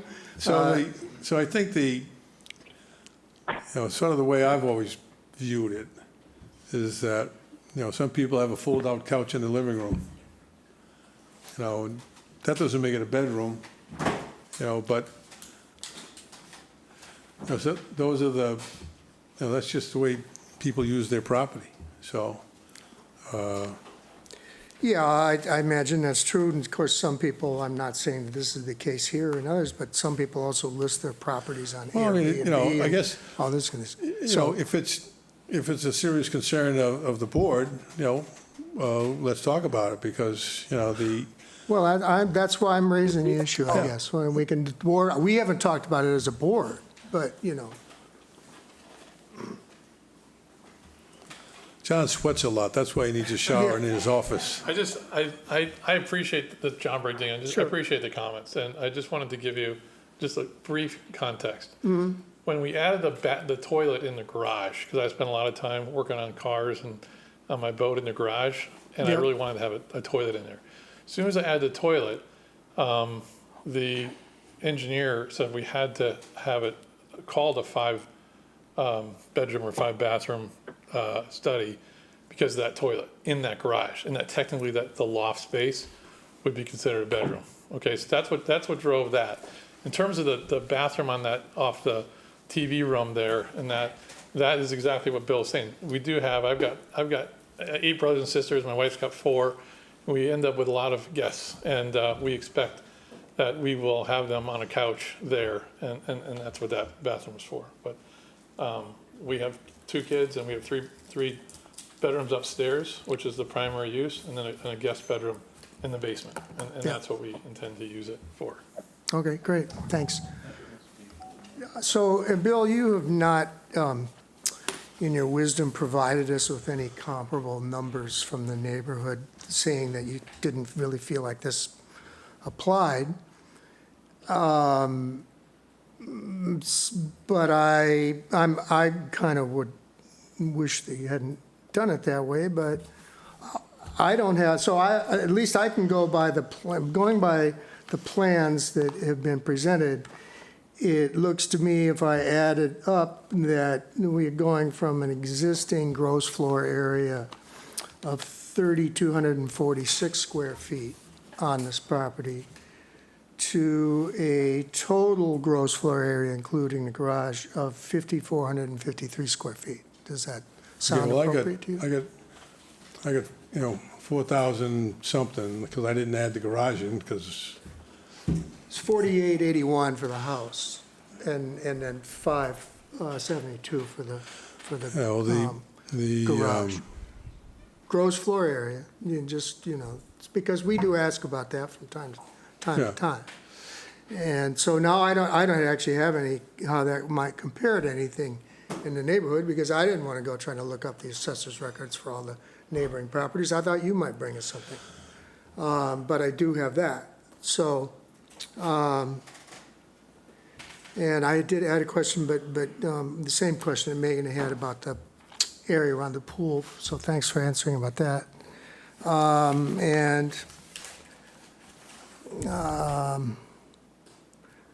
I guess that's all I have in the way of,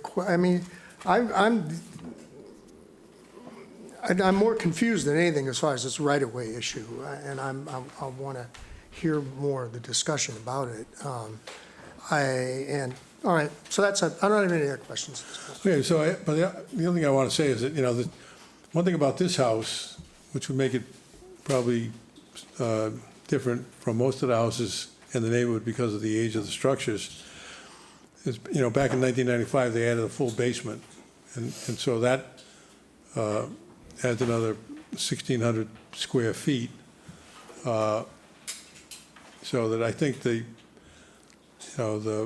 in reality, the increase in living area, which is what I like to use, really is the two wings on the building. Two wings and the enclosure of the, underneath the existing deck, which has, not deck, but porch. Yeah. So you do, on the basement level, you get enclosure there as well. So, okay. Buck? So I have two questions. Before I start, I have to, I say reveal. I have the deepest respect for the Old Village.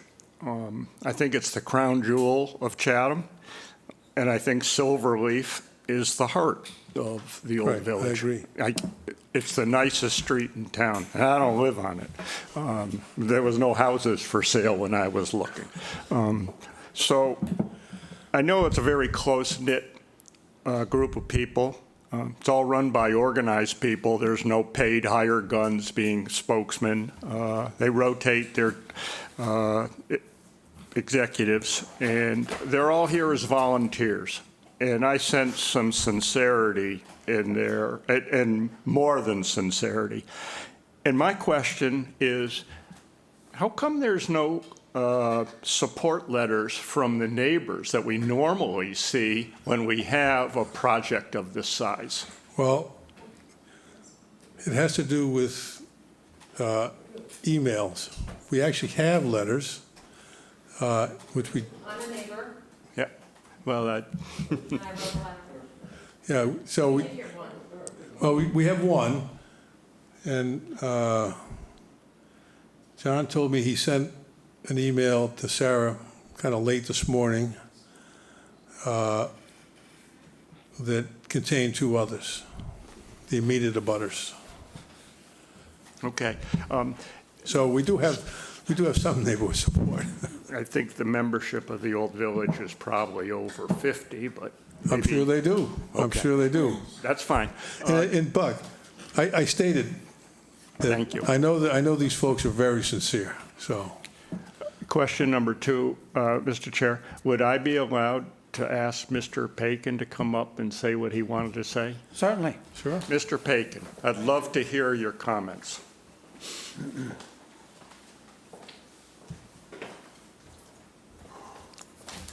Thank you, Mr. Upson. Thank you, Mr. Chairman and members of the board. I was at the same historical commission meeting that Mr. Riley was at. His recollections are substantially different from mine. Mr. Aikman asked to revote, and he was denied at that time. Thereafter, between then and now, Mr. Aikman personally requested assistance from the liaison at the Board of Selectmen as to what to do. And since that time, and only until town council's opinion appeared in his mail within the last few days, was he able to realize that the matter had actually gone to town council. I did not say to you personally and purposely that I interpreted town council's opinion in the manner that Mr. Riley did. I do not.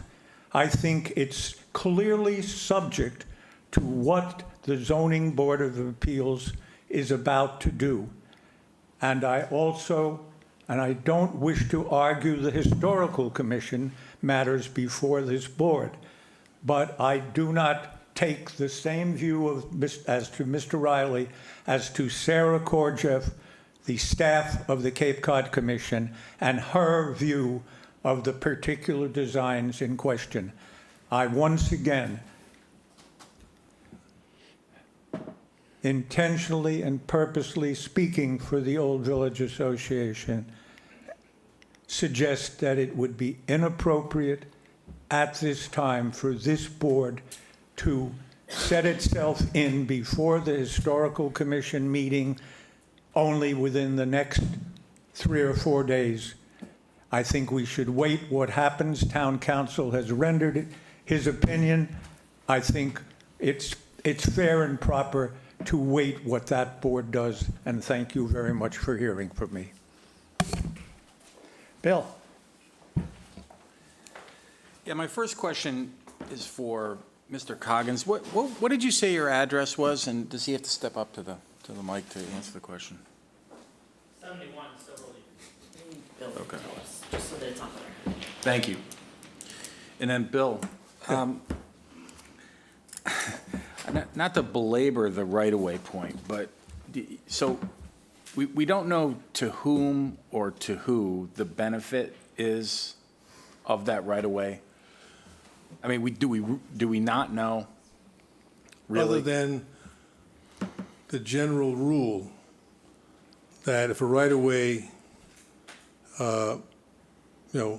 goes to your property or leads away from your property or is on your property, you have a right to use the right-of-way for its full length. That's a general rule. Not always followed, but it's a general rule. So when Jeanette Carruthers created the Walton lot, she put the right-of-way along the east side, separate from the Walton lot, which is 100 by 100. And then the right-of-way came down and ran along, as we show on the plan, ran along the south side of the Walton lot, now the Brigden lot. And so, because the right-of-way leads directly to the Chatham Conservation Foundation, and I think there's a general, I can find the deed, that makes reference to the right-of-way.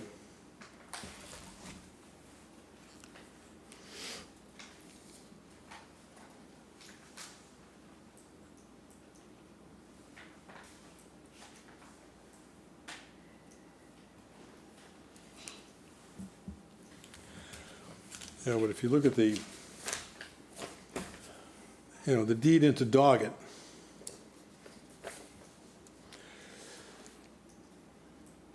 describes the land,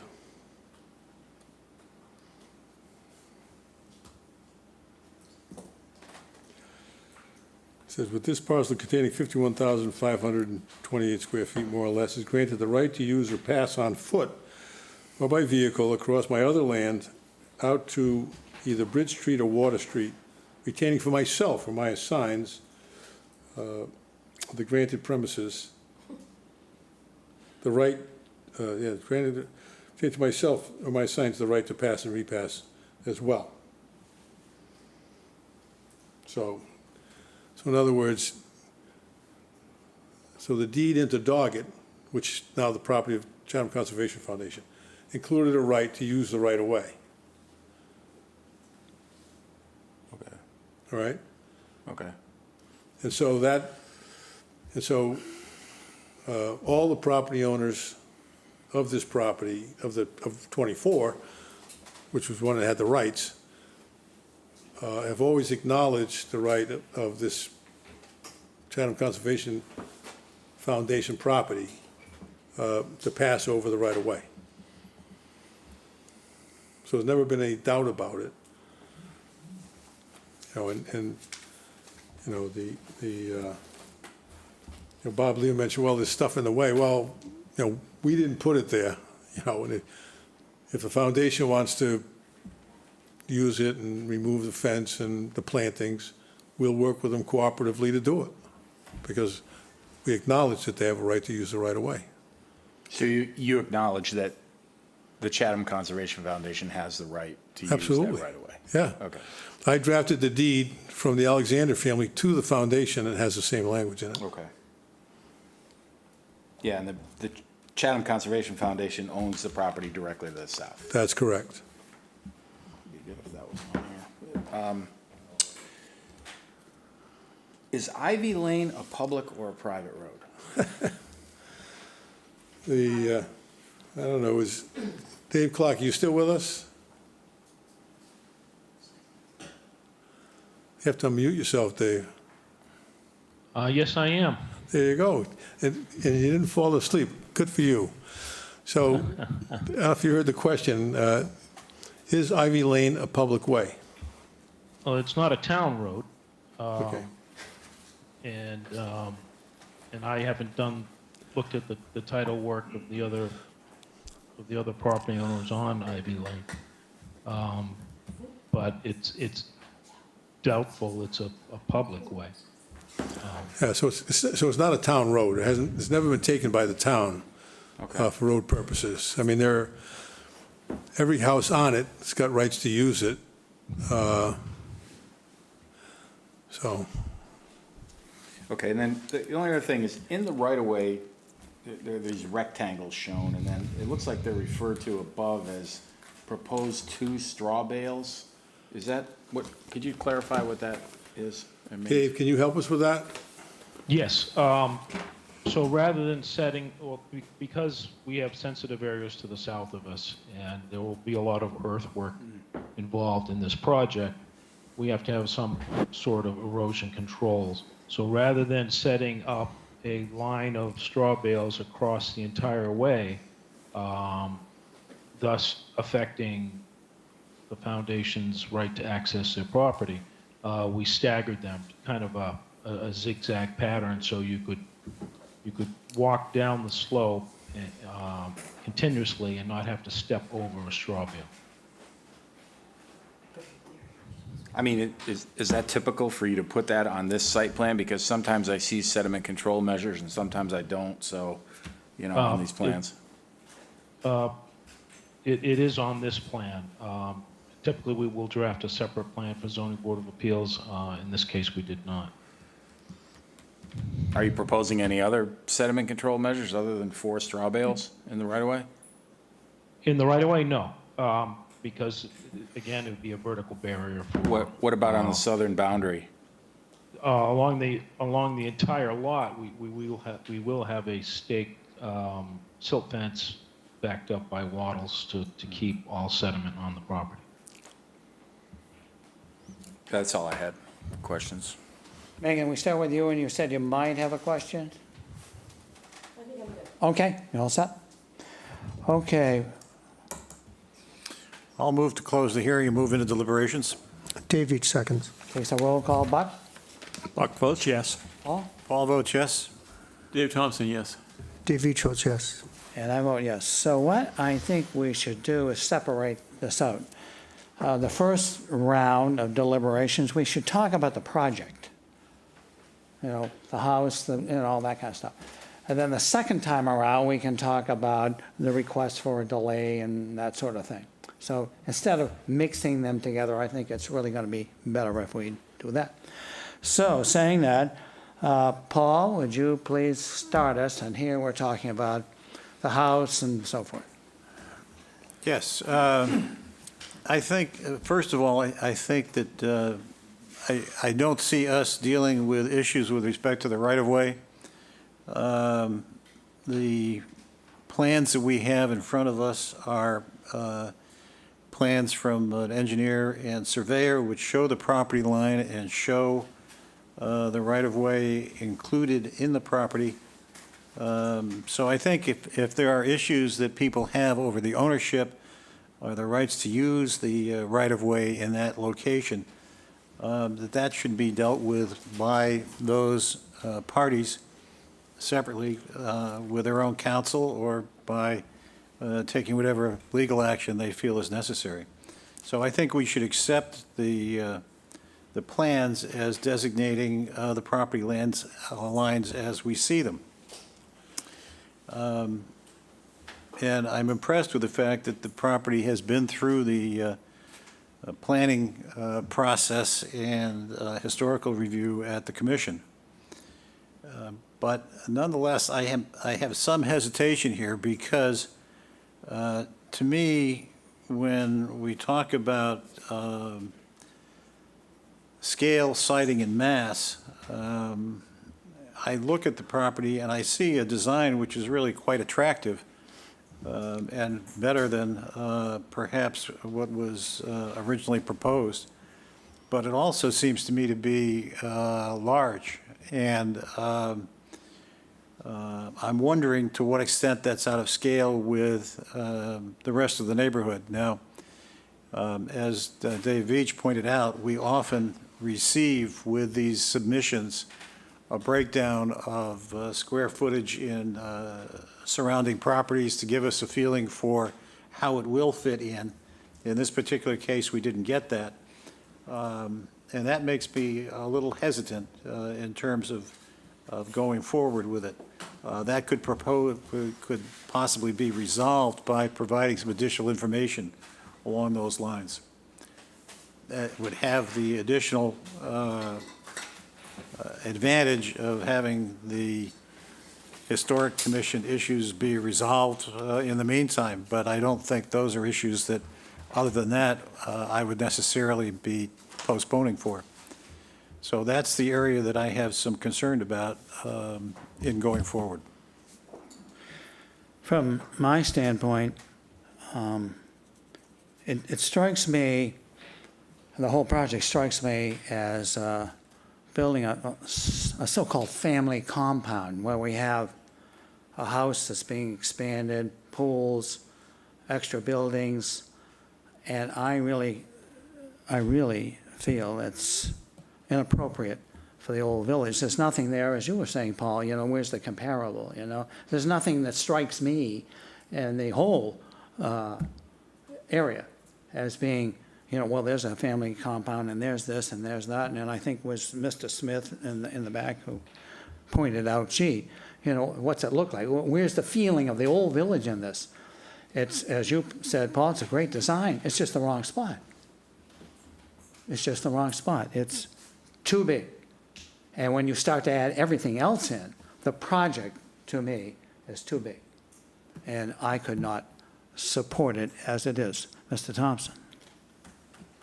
Thank you, Mr. Nixon.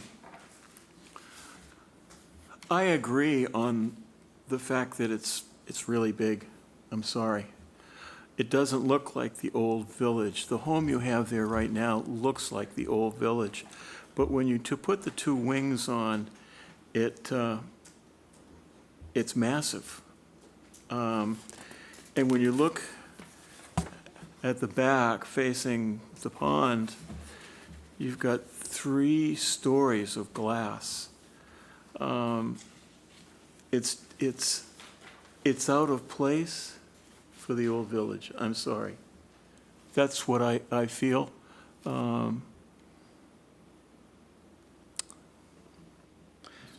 Randy? Thank you, Mr. Chair. I had written down the same notes, too big and out of place for the old village. So I'm not voting, but if I were, I would not support it. And I also think with regard to that, that right-of-way, I think perception is reality, and if people think there's an issue with it, I think it's a setup for disaster. Whether or not it's our purview or not, it's still part of the whole project. I still think that that's an issue, that's a Mr. problem. Veach?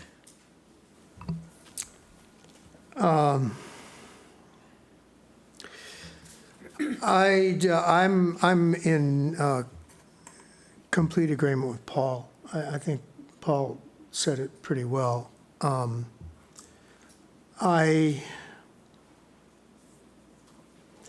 torn, honestly, with respect to this. It's a nice-looking design. It reads, at least to my eye, it reads as being an expansion of what was there. And an improvement overall in some respects.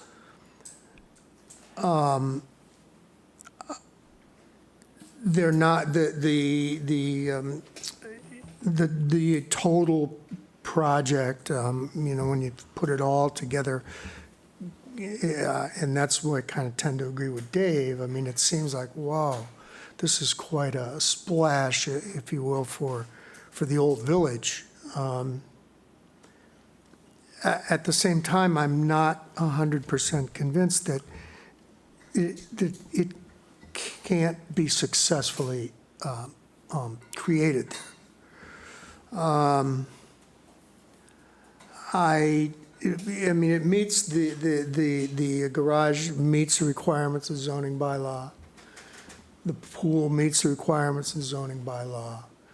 They have, increased the nonconformity slightly to the on the west side. I don't think that's significant. It's a stairway for a deck. The height is somewhat higher, but it's below what's allowed by the zoning bylaw. So those things speak to Mr. Riley's argument that it's kind of a unique setting, and it can work, and can work with respect to the zoning bylaw. The scale, siting, and mass, and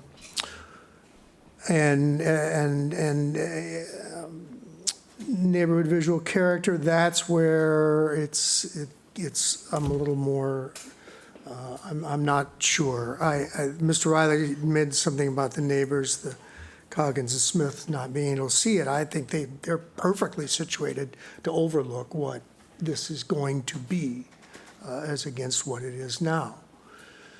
And they both spoke with concerns about that.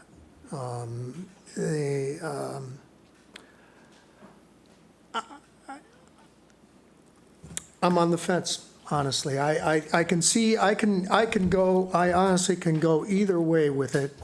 I think it's a nice looking project. It certainly is different in terms of scale and massing than the rest of Ivy Lane, pretty much for sure. But I'm not convinced, and I live in the neighborhood and not that far away, and I'm not ready to say that were this to take place the way it's being presented and planned, that it would rise to being substantially more detrimental to the neighborhood. I'm not convinced of that part yet, so. Buck? So in my mind, as far as support from the neighbors, I have a little formula that it's a lot easier to write a letter in support of a project and win a friend than it is to stand up here and tap dance around. I don't like it. That's not easy. So if you get one letter for and one against, in my mind, that's really two against and one for. I think what we heard tonight in respect for Mr. Pakin and his hard work as a volunteer in the Old Village and getting it going, the first one in town of 40 or 45 years. Mr. Horrocks as the director, coming and pointing out a few points. And the two neighbors from Silverleaf, I have no problem coming to the conclusion that this project, as presented, would be substantially detrimental to the neighborhood. Bill?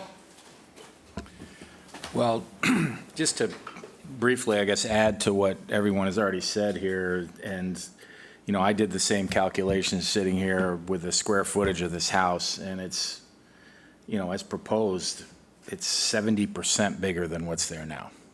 So while, you know, we get into this argument often, coverage versus square footage, but, you know, to me, when I look at the criteria, and, you know, we talked about the compatibility of this structure with neighboring properties, we don't know what that is from what was proposed, and the scale sighting in mass, that is, to me, whether it's substantially detrimental or not, is it the right thing for the Old Village? In my opinion, not. And if I were voting, I would vote no.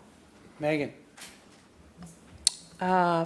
First and foremost, I don't know that I've ever seen an Ahern design that I didn't like, so I obviously think this is gorgeous. But I tend to agree that it's a little out of scale for the neighborhood.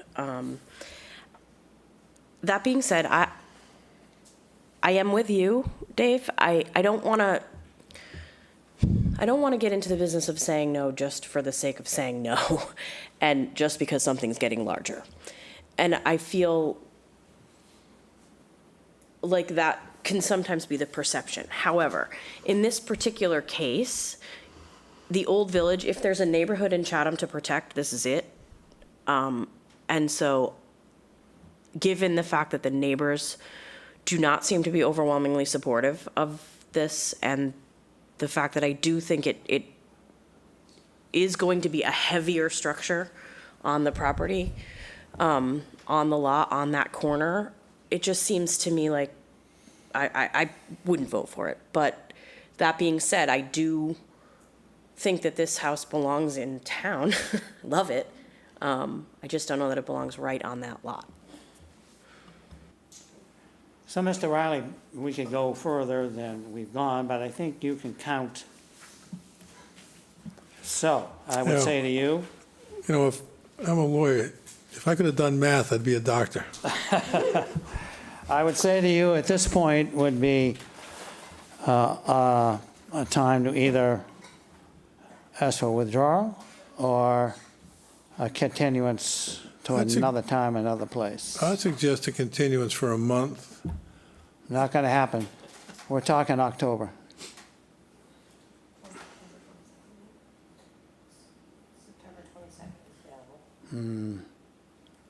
What was the date, Sarah? That, yeah. Now, it would have to be in October. What's the first time in her, what, first date?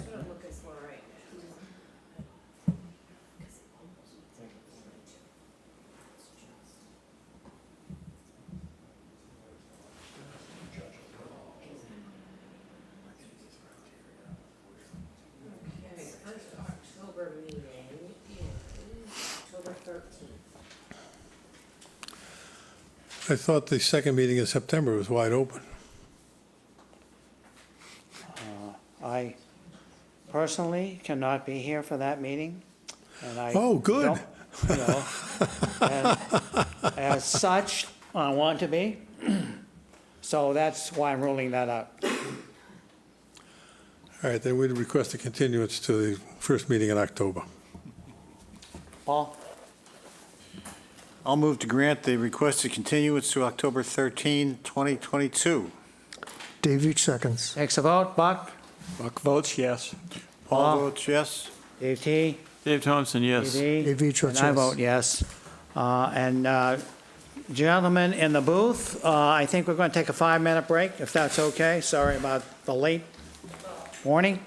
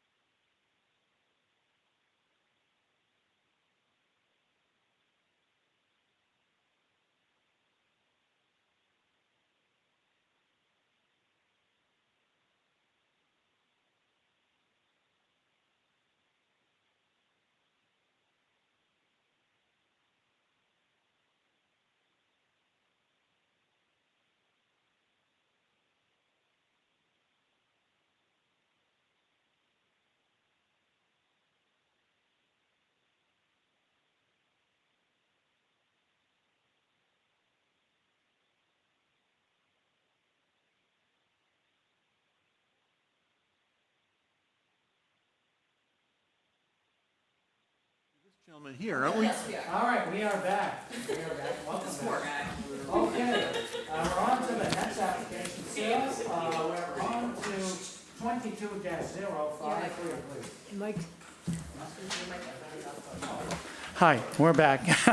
Thank you.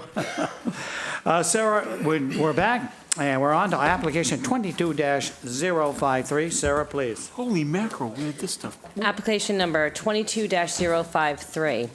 Thompson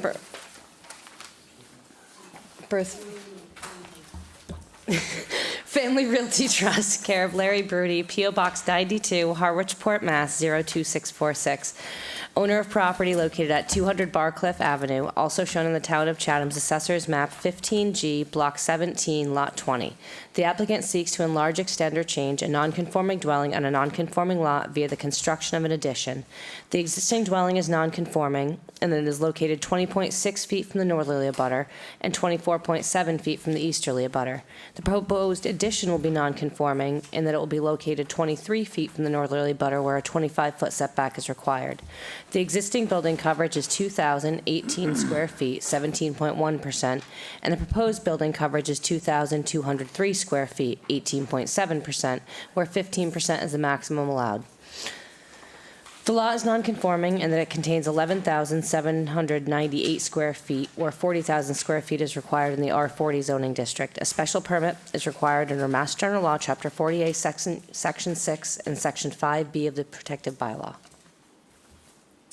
Good afternoon, good evening, wherever we're at. Well, we're in between. We're in between. My name's Larry Brody, contractor for Betsy and Mark. So you can see we're proposing a 13 by 12 extension of the family room off the southern side of the property. Finishes to match the existing conditions. If you want me to run through the criteria real quick. I really don't think it's necessary. Okay. But thank you anyway. Perfect. Great presentation. Thank you. Okay, that's very good. And I don't see a big crowd here. Maybe there's somebody on Microsoft Teams who would like to speak in favor. If so, please indicate so that we can introduce you into the meeting.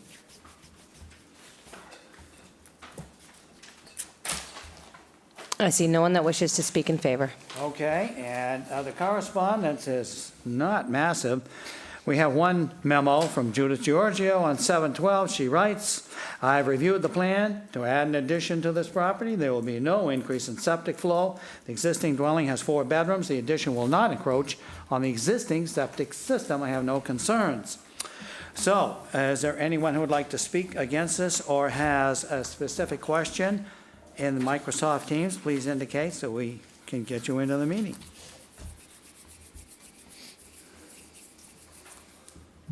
I see no one that wants to speak in opposition or has a specific question. Does anybody have a question? Bob? What's the current ridge height of What's the current ridge height of the existing building? Of the back section or of the existing 2-story dwelling? The ridge height of the existing family room is 14 feet, where the addition will be 15 feet. Thank you. Any other questions? That's it. Okay. I'll move to close the hearing and move into deliberations. Dave Veach seconds. Takes a vote. Buck?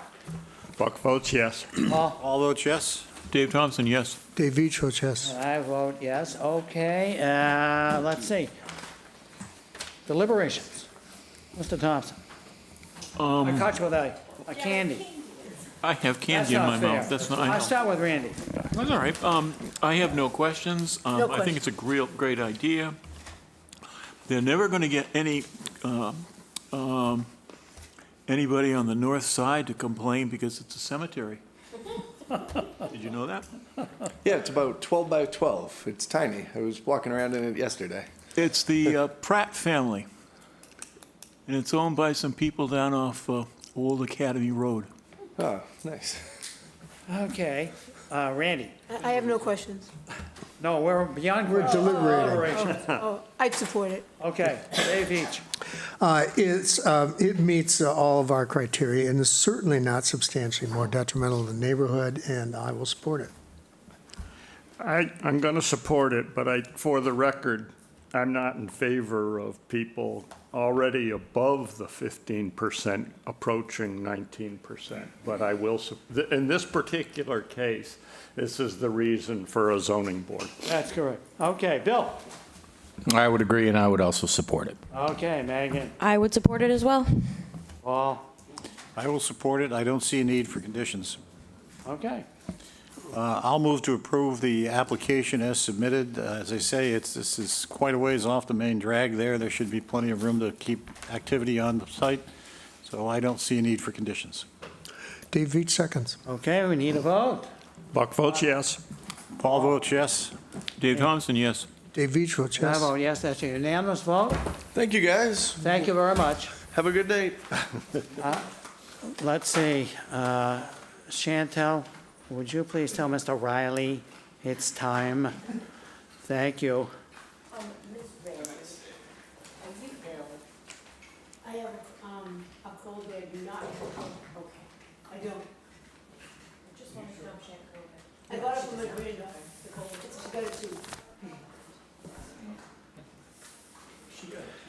Okay, let's go on, Sarah, to, let me check the number. 52, yeah. Application number 22-052, Brian A. and Susan B. Doherty, care of William F. Riley Esquire, P.O. Box 707, Chatham, Mass. 02633. Owners of property located at 55 Captain's Walk, also shown on the Town of Chatham's Assessor's Map 15H, Block 21, Lot H6. The applicant seeks to enlarge, extend, or change a non-conforming dwelling on a non-conforming lot via the demolition of the existing dwelling and shed and the construction of a new dwelling, shed, swimming pool, and installation of exterior mechanical system appliances, AC condensers. The existing dwelling is non-conforming and that is located 19.2 feet from the southerly abutter and 19.6 feet from the northerly abutter. The existing exterior mechanical system appliance is non-conforming and that it is located 17.4 feet from the northerly abutter. The proposed dwelling will be non-conforming and that it will be located 21.7 feet from the southerly abutter and 21.5 feet from the northerly abutter, where a 25-foot setback is required. The proposed exterior mechanical system appliance will be non-conforming and that it will be located 19.3 feet from the northerly abutter, where a 25-foot setback is required. The existing building coverage is 2,323 square feet, and the proposed building coverage is 2,875 square feet, where 2,900 square feet is the maximum allowed. The lot is non-conforming in that it contains 23,084 square feet, where 40,000 square feet is required in the R40 zoning district. A special permit is required under Mass General Law, Chapter 40A, Section 6, and Section 5B of Protective Bylaw. Okay, well, Mr. Riley's around someplace. He'll join us shortly, I'm sure.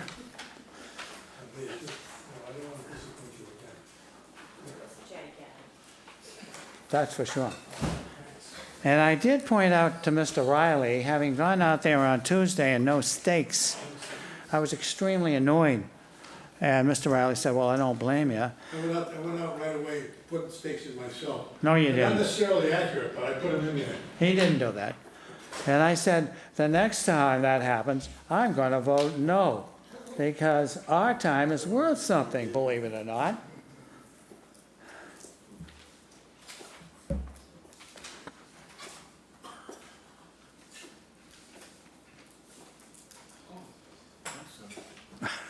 You know, today's my wedding anniversary. Congratulations. So you know what, Mr. Chair? Yes. We should find a way to put stakes for the height of the new ridge, All right. so that we can see the increase from the existing to the. You know, we've had requests in the past where they put up a big stake and a mark or And something. gable with a flag on it. Yeah, Yep. absolutely, absolutely. Well, Mr. Riley, you're back. And the Well, floor they- is yours. They ran out of beer to cry into, so All right, I figured I'd come back. attaboy. Thank you. Go ahead, make it quick. All right, the Dohertys are nice folks. They have a beautiful design, and they meet all the setbacks, 76 feet back from the street, handsome design, and all the neighbors love it. Huh. 1, 2, 3, 4. All right, well, just run through the criteria, will you? All right. Can't we look at it and say you read it? No?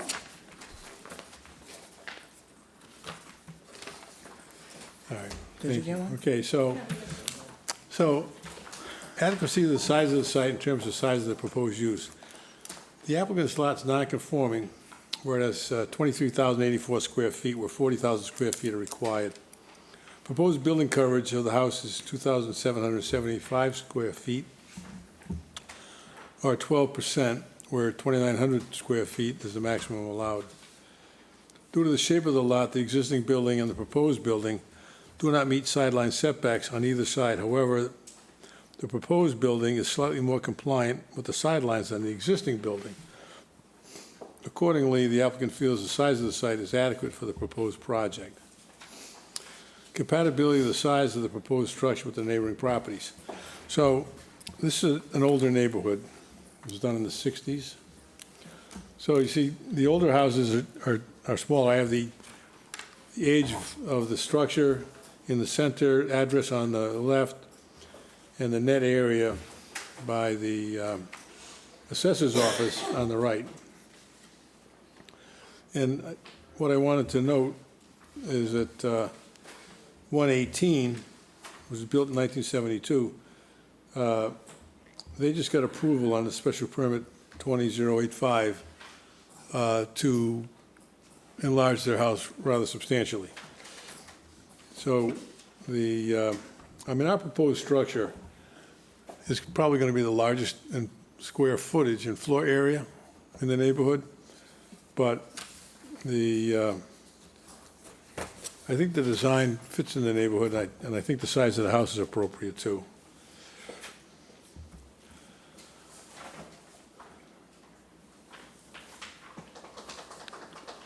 Yeah, so with our proposed, so the living area is going to be about 3,800 square feet in the new house.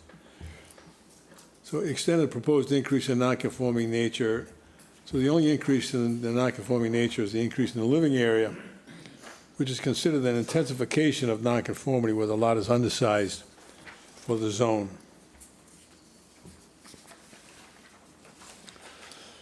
Impact of scale, siting, and mass on neighborhood visual character, including views, vistas, and streetscapes. I don't think we have any issues with views and vistas. Streetscapes, of course, are always important. In this case, the proposed building is set back 76 feet from the lot line, which is really another 10 feet back from the asphalt portion of the street, giving an appearance of about 86 feet for people walking or driving by on the street. The design also includes a covered porch over the main entrance, which has a further effect of reducing, the mass impact of the structure. The apparent mass of the building is also reduced by using two gable ends connected by a dormer. Accordingly, the applicants believe that the proposed new home is an improvement in the streetscape and will have no effect on other properties' views and vistas. They believe the building is not substantially more detrimental to the neighborhood than the existing structure. Compatibility of the proposed use for the neighboring properties, they're all single-family residences in this neighborhood. Construction will require the installation of a new septic system, and we don't believe there'll be any impact on traffic flow and safety. So that'd be our presentation. Thank you. Is there anyone on Microsoft Teams that would like to speak in favor of this application? If so, please indicate on the screen.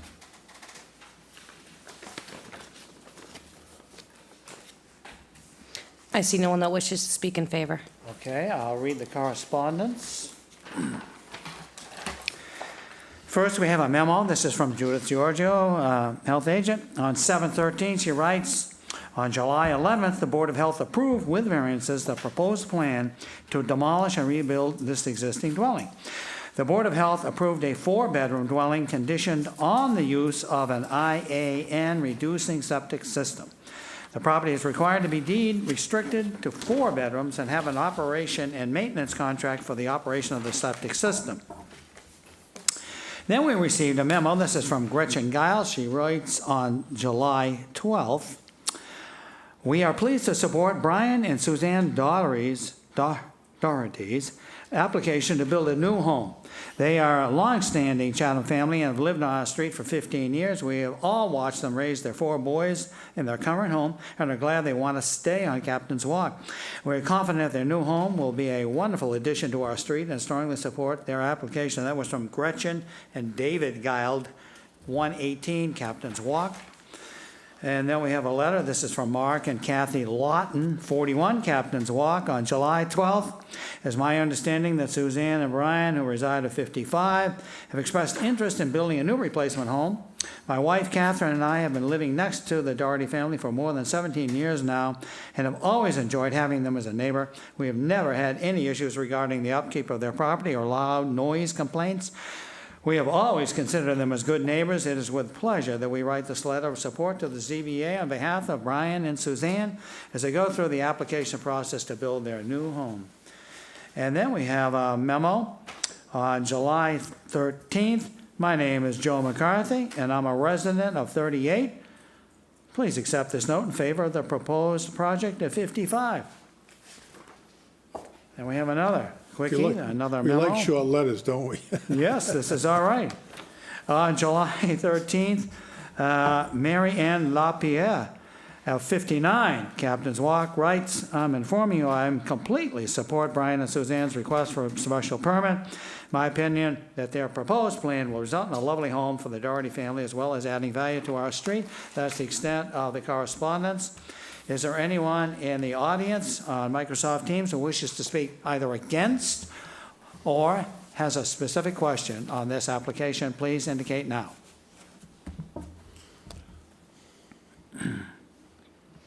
I see no one that wishes to speak in opposition or has a specific question. Okay, let's see if there's any questions. We'll start. Randy. No questions. Dave. I have no questions. So, Bill, this chart you handed out for Captain's Walk with 19 properties on it, the middle column is the date the house was built? According to the assessor's office. Correct. Have you ever used this format before? No. Can I ask why, at this point in time, we're making this change? Well, I noticed that the older homes were smaller and the newer homes were larger. Oh. In other words, the neighborhood's changed over time and the houses have gotten somewhat larger. It's interesting, all of these homes were built before '98, and at that time, coverage was 25%. Right. So, but it's not the case, or it's not relevant to this particular situation. What I did notice was most of the homes on that street have small and modest capes with low ridges.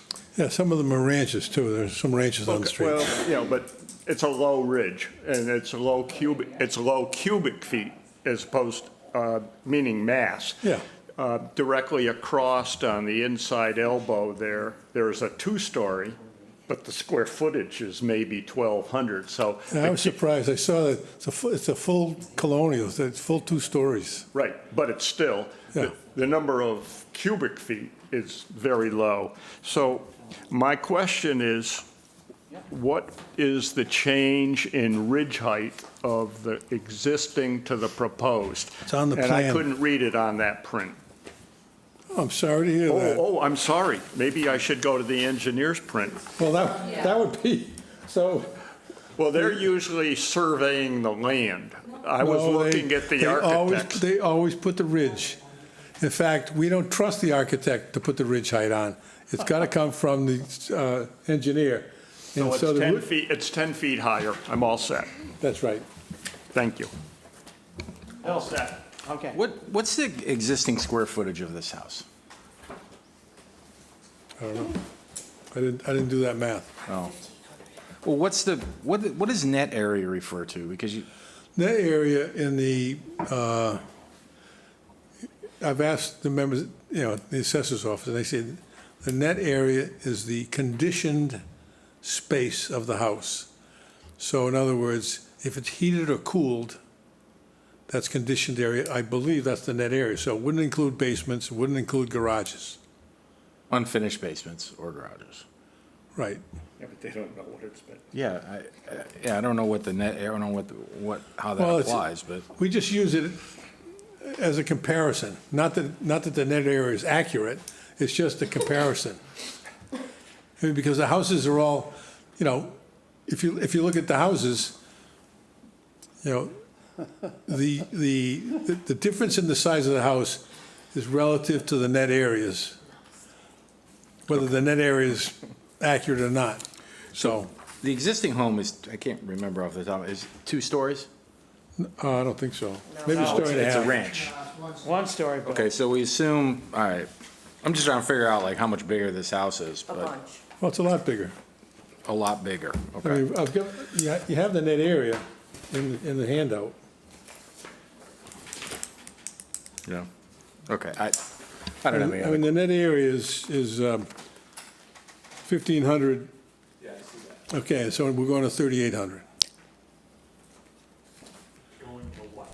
3,800. 2 stories.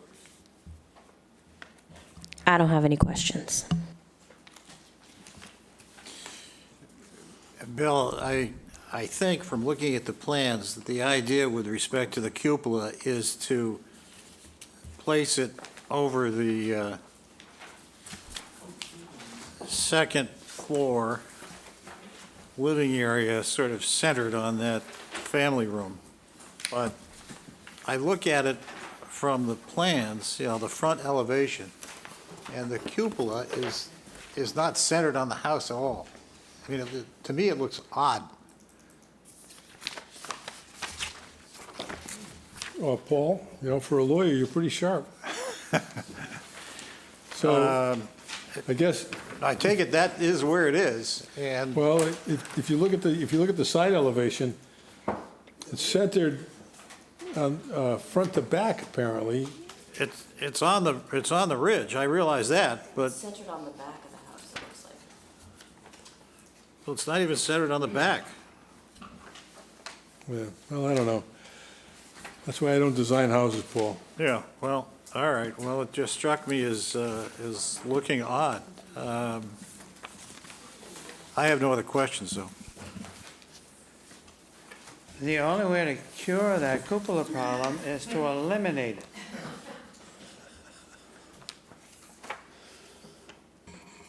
Presumably, that would be a condition of approval, which I have nothing to do with. Mr. Thompson?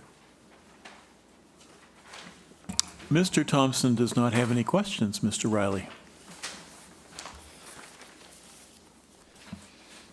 I'll move to close the hearing and move into deliberations.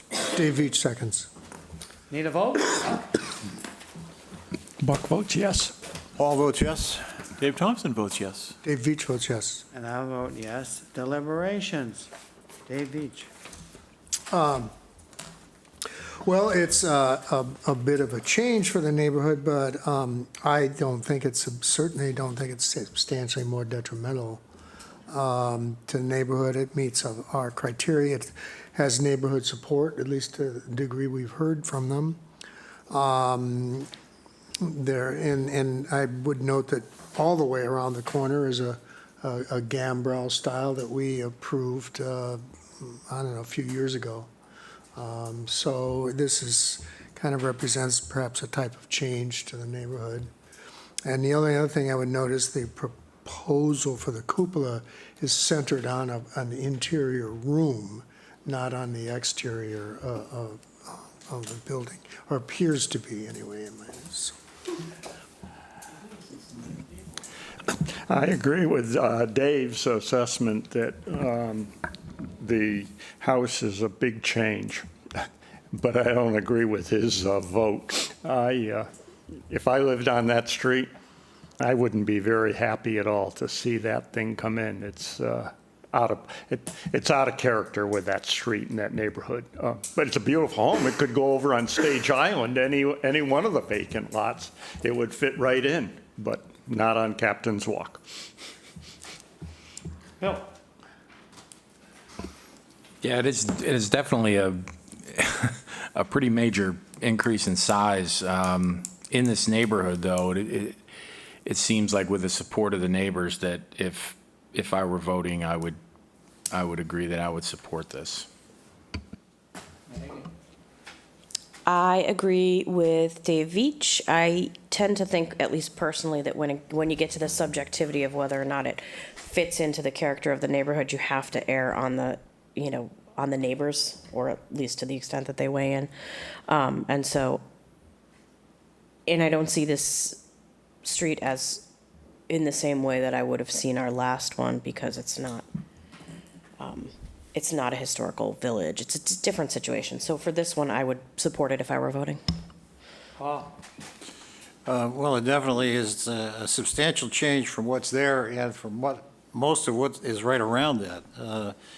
I agree, we did do a house further in and to the right where we increased size substantially. And I think the neighborhood supports is of significance, as Megan has said. So, although I think the cupola looks odd, if that's what people want, and I have trouble saying it's substantially more detrimental to the neighborhood. So, Mr. Riley, would you like, Excuse me? you're next. Oh, I am? Yeah, Oh, you were going to talk to Mr. Riley? I'm just going to tell him. Yeah, right. Oh, okay. Right. Sorry. It's all right. I'm Mr. used to this. Riley, I You're might, not going to listen to Dave Thompson? We are, after we listen to Dave. yeah, thank you very much, Megan. Oh, okay. I might be inclined to agree with Buck, but I might be inclined to agree with the others if the cupola had disappeared. I think that would have to be a condition of the approval. Is that okay? Mr. Roy is on the line.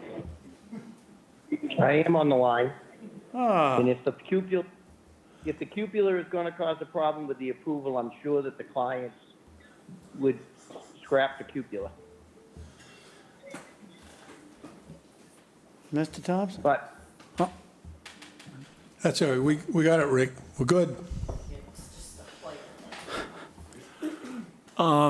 This is under deliberations. The first thing I'll say is I like the cupola, period. It is centered over like a set of chairs and a table on the second floor. I don't think it's too big for the neighborhood. The neighborhood's going to change. Those houses have been in there since the 60s and 70s. In fact, I can think of one house that's still owned by the same family. I noticed that when I was going through the assessor's Yes. records. I like Gambrell's. Our house is a combination of capes, a broken back salt box, and it's got a couple of Gambrell sections on it too. I think this is a great plan. I'm going to support this 104%. 104. That's right. That makes up for a couple of things that I've done in the past. Randy? I agree with Mr. Thompson. I think it's very attractive, and if I were voting, I'd support it. So I just you're- have laryngitis. You're 104% in favor also? Sure.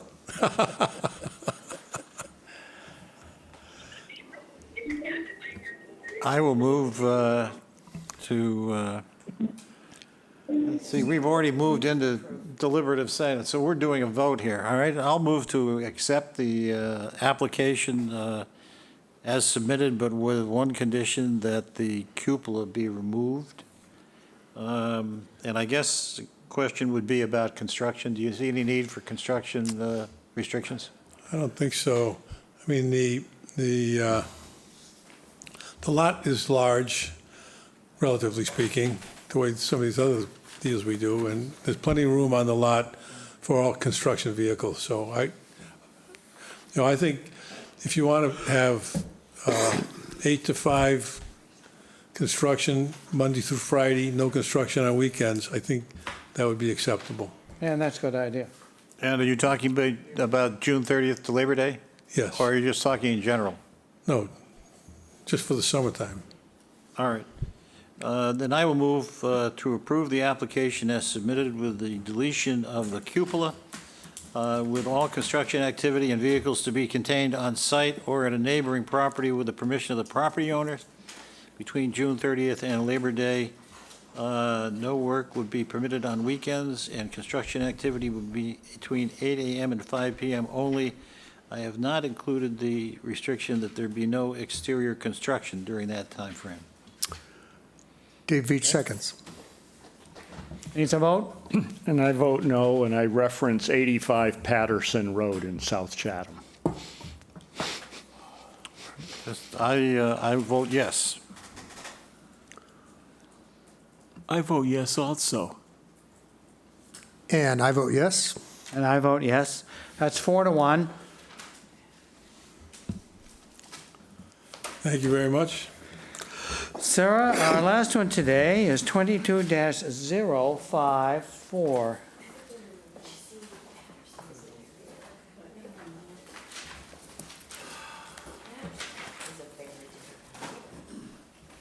Application number 22-054, William T. Riley and Sheila M. Brogan, care of William F. Riley Esquire, P.O. Box 707, Chatham, Mass. 02633. Owners of property located at 830 Fox Hill Road, also shown on the Town of Chatham's Assessor's Map 12L, Block 8, Lot H6. The applicant seeks to enlarge, extend, or change a nonconforming dwelling on a nonconforming lot via the construction of a pergola. The existing dwelling, deck, is nonconforming in that it is located 22.7 feet from the southwesterly abutter. The proposed pergola will be nonconforming in that it will be located 22.7 feet from the southwesterly abutter where a 25-foot setback is required. The lot is nonconforming in that it contains 23,032 square feet where 40,000 square feet is required in the R40 zoning district. A special permit is required under Mass General Law, Chapter 40A, Section 6, and Section 5B of the Protective Bylaw. Bill Riley, on behalf of Bill Riley. Yeah. I'm a little discombobulated today, attributable to my anniversary celebration with my wife and preparing for the Brigden hearing. So I forgot to bring the Riley folder with me. Well, so this is a pergola. So it has no mass. It doesn't add building coverage. does it have grapes? Not yet. All right. Does it have louvers? Huh? Does it have louvers? No, it's just a weave. It says open and close. No. No, it's, Just what? oh, somebody's talking without having the microphone on. Some pergolas have louvers that open and close. Some do. This one does not. This is just, I think it's like a weave, so it looks nice. Grapes can grow. Okay, does anyone have any questions? Well, allow me, are you done? I'm done. Okay. Is there anyone in the audience who would like to support this? There is no one to speak in support. All right, I'll read the correspondence. Giorgio says, I have reviewed the plan for the pergola at this property and have no concerns. End of statement. Is there anyone who would like to speak against this or has concerns, questions, anything? There is no one in opposition or has a question. Does any member of the board have a question? I'll move to close the hearing and move into deliberations. Dave Veach seconds. Need a vote? Buck? Buck votes yes. Paul? All votes yes. Yes, Dave Thompson. Dave Veach votes yes. Yes. All right, anybody want to deliberate? Okay, we need to deliberate and give Sarah some reasons. Buck? Buck votes yes. Well, yeah. You're not helping. I thought that was a quick deliberation. Well, we got to give her some. I don't see this pergola as being substantially more detrimental to the neighborhood, and therefore I would support it. And I think it meets all our criteria. As do I. It does not affect. And I think it meets all our criteria. Yeah, boy. Okay, okay. Agreed. Now, Paul. I'll move to approve the application as submitted with no conditions. Dave Veach seconds. Wait, Buck votes yes. Paul votes yes. Dave Thompson votes yes. Dave Veach votes yes. I vote yes, and that's it. So unless anybody has anything to be brought up before the board today, we need a vote on adjournment. And the time is, what's the official time, Sarah? Cocktail time. 5:52. Okay, then we'll take a vote to Buck adjourn. votes, Buck? Buck votes yes. Bill votes yes.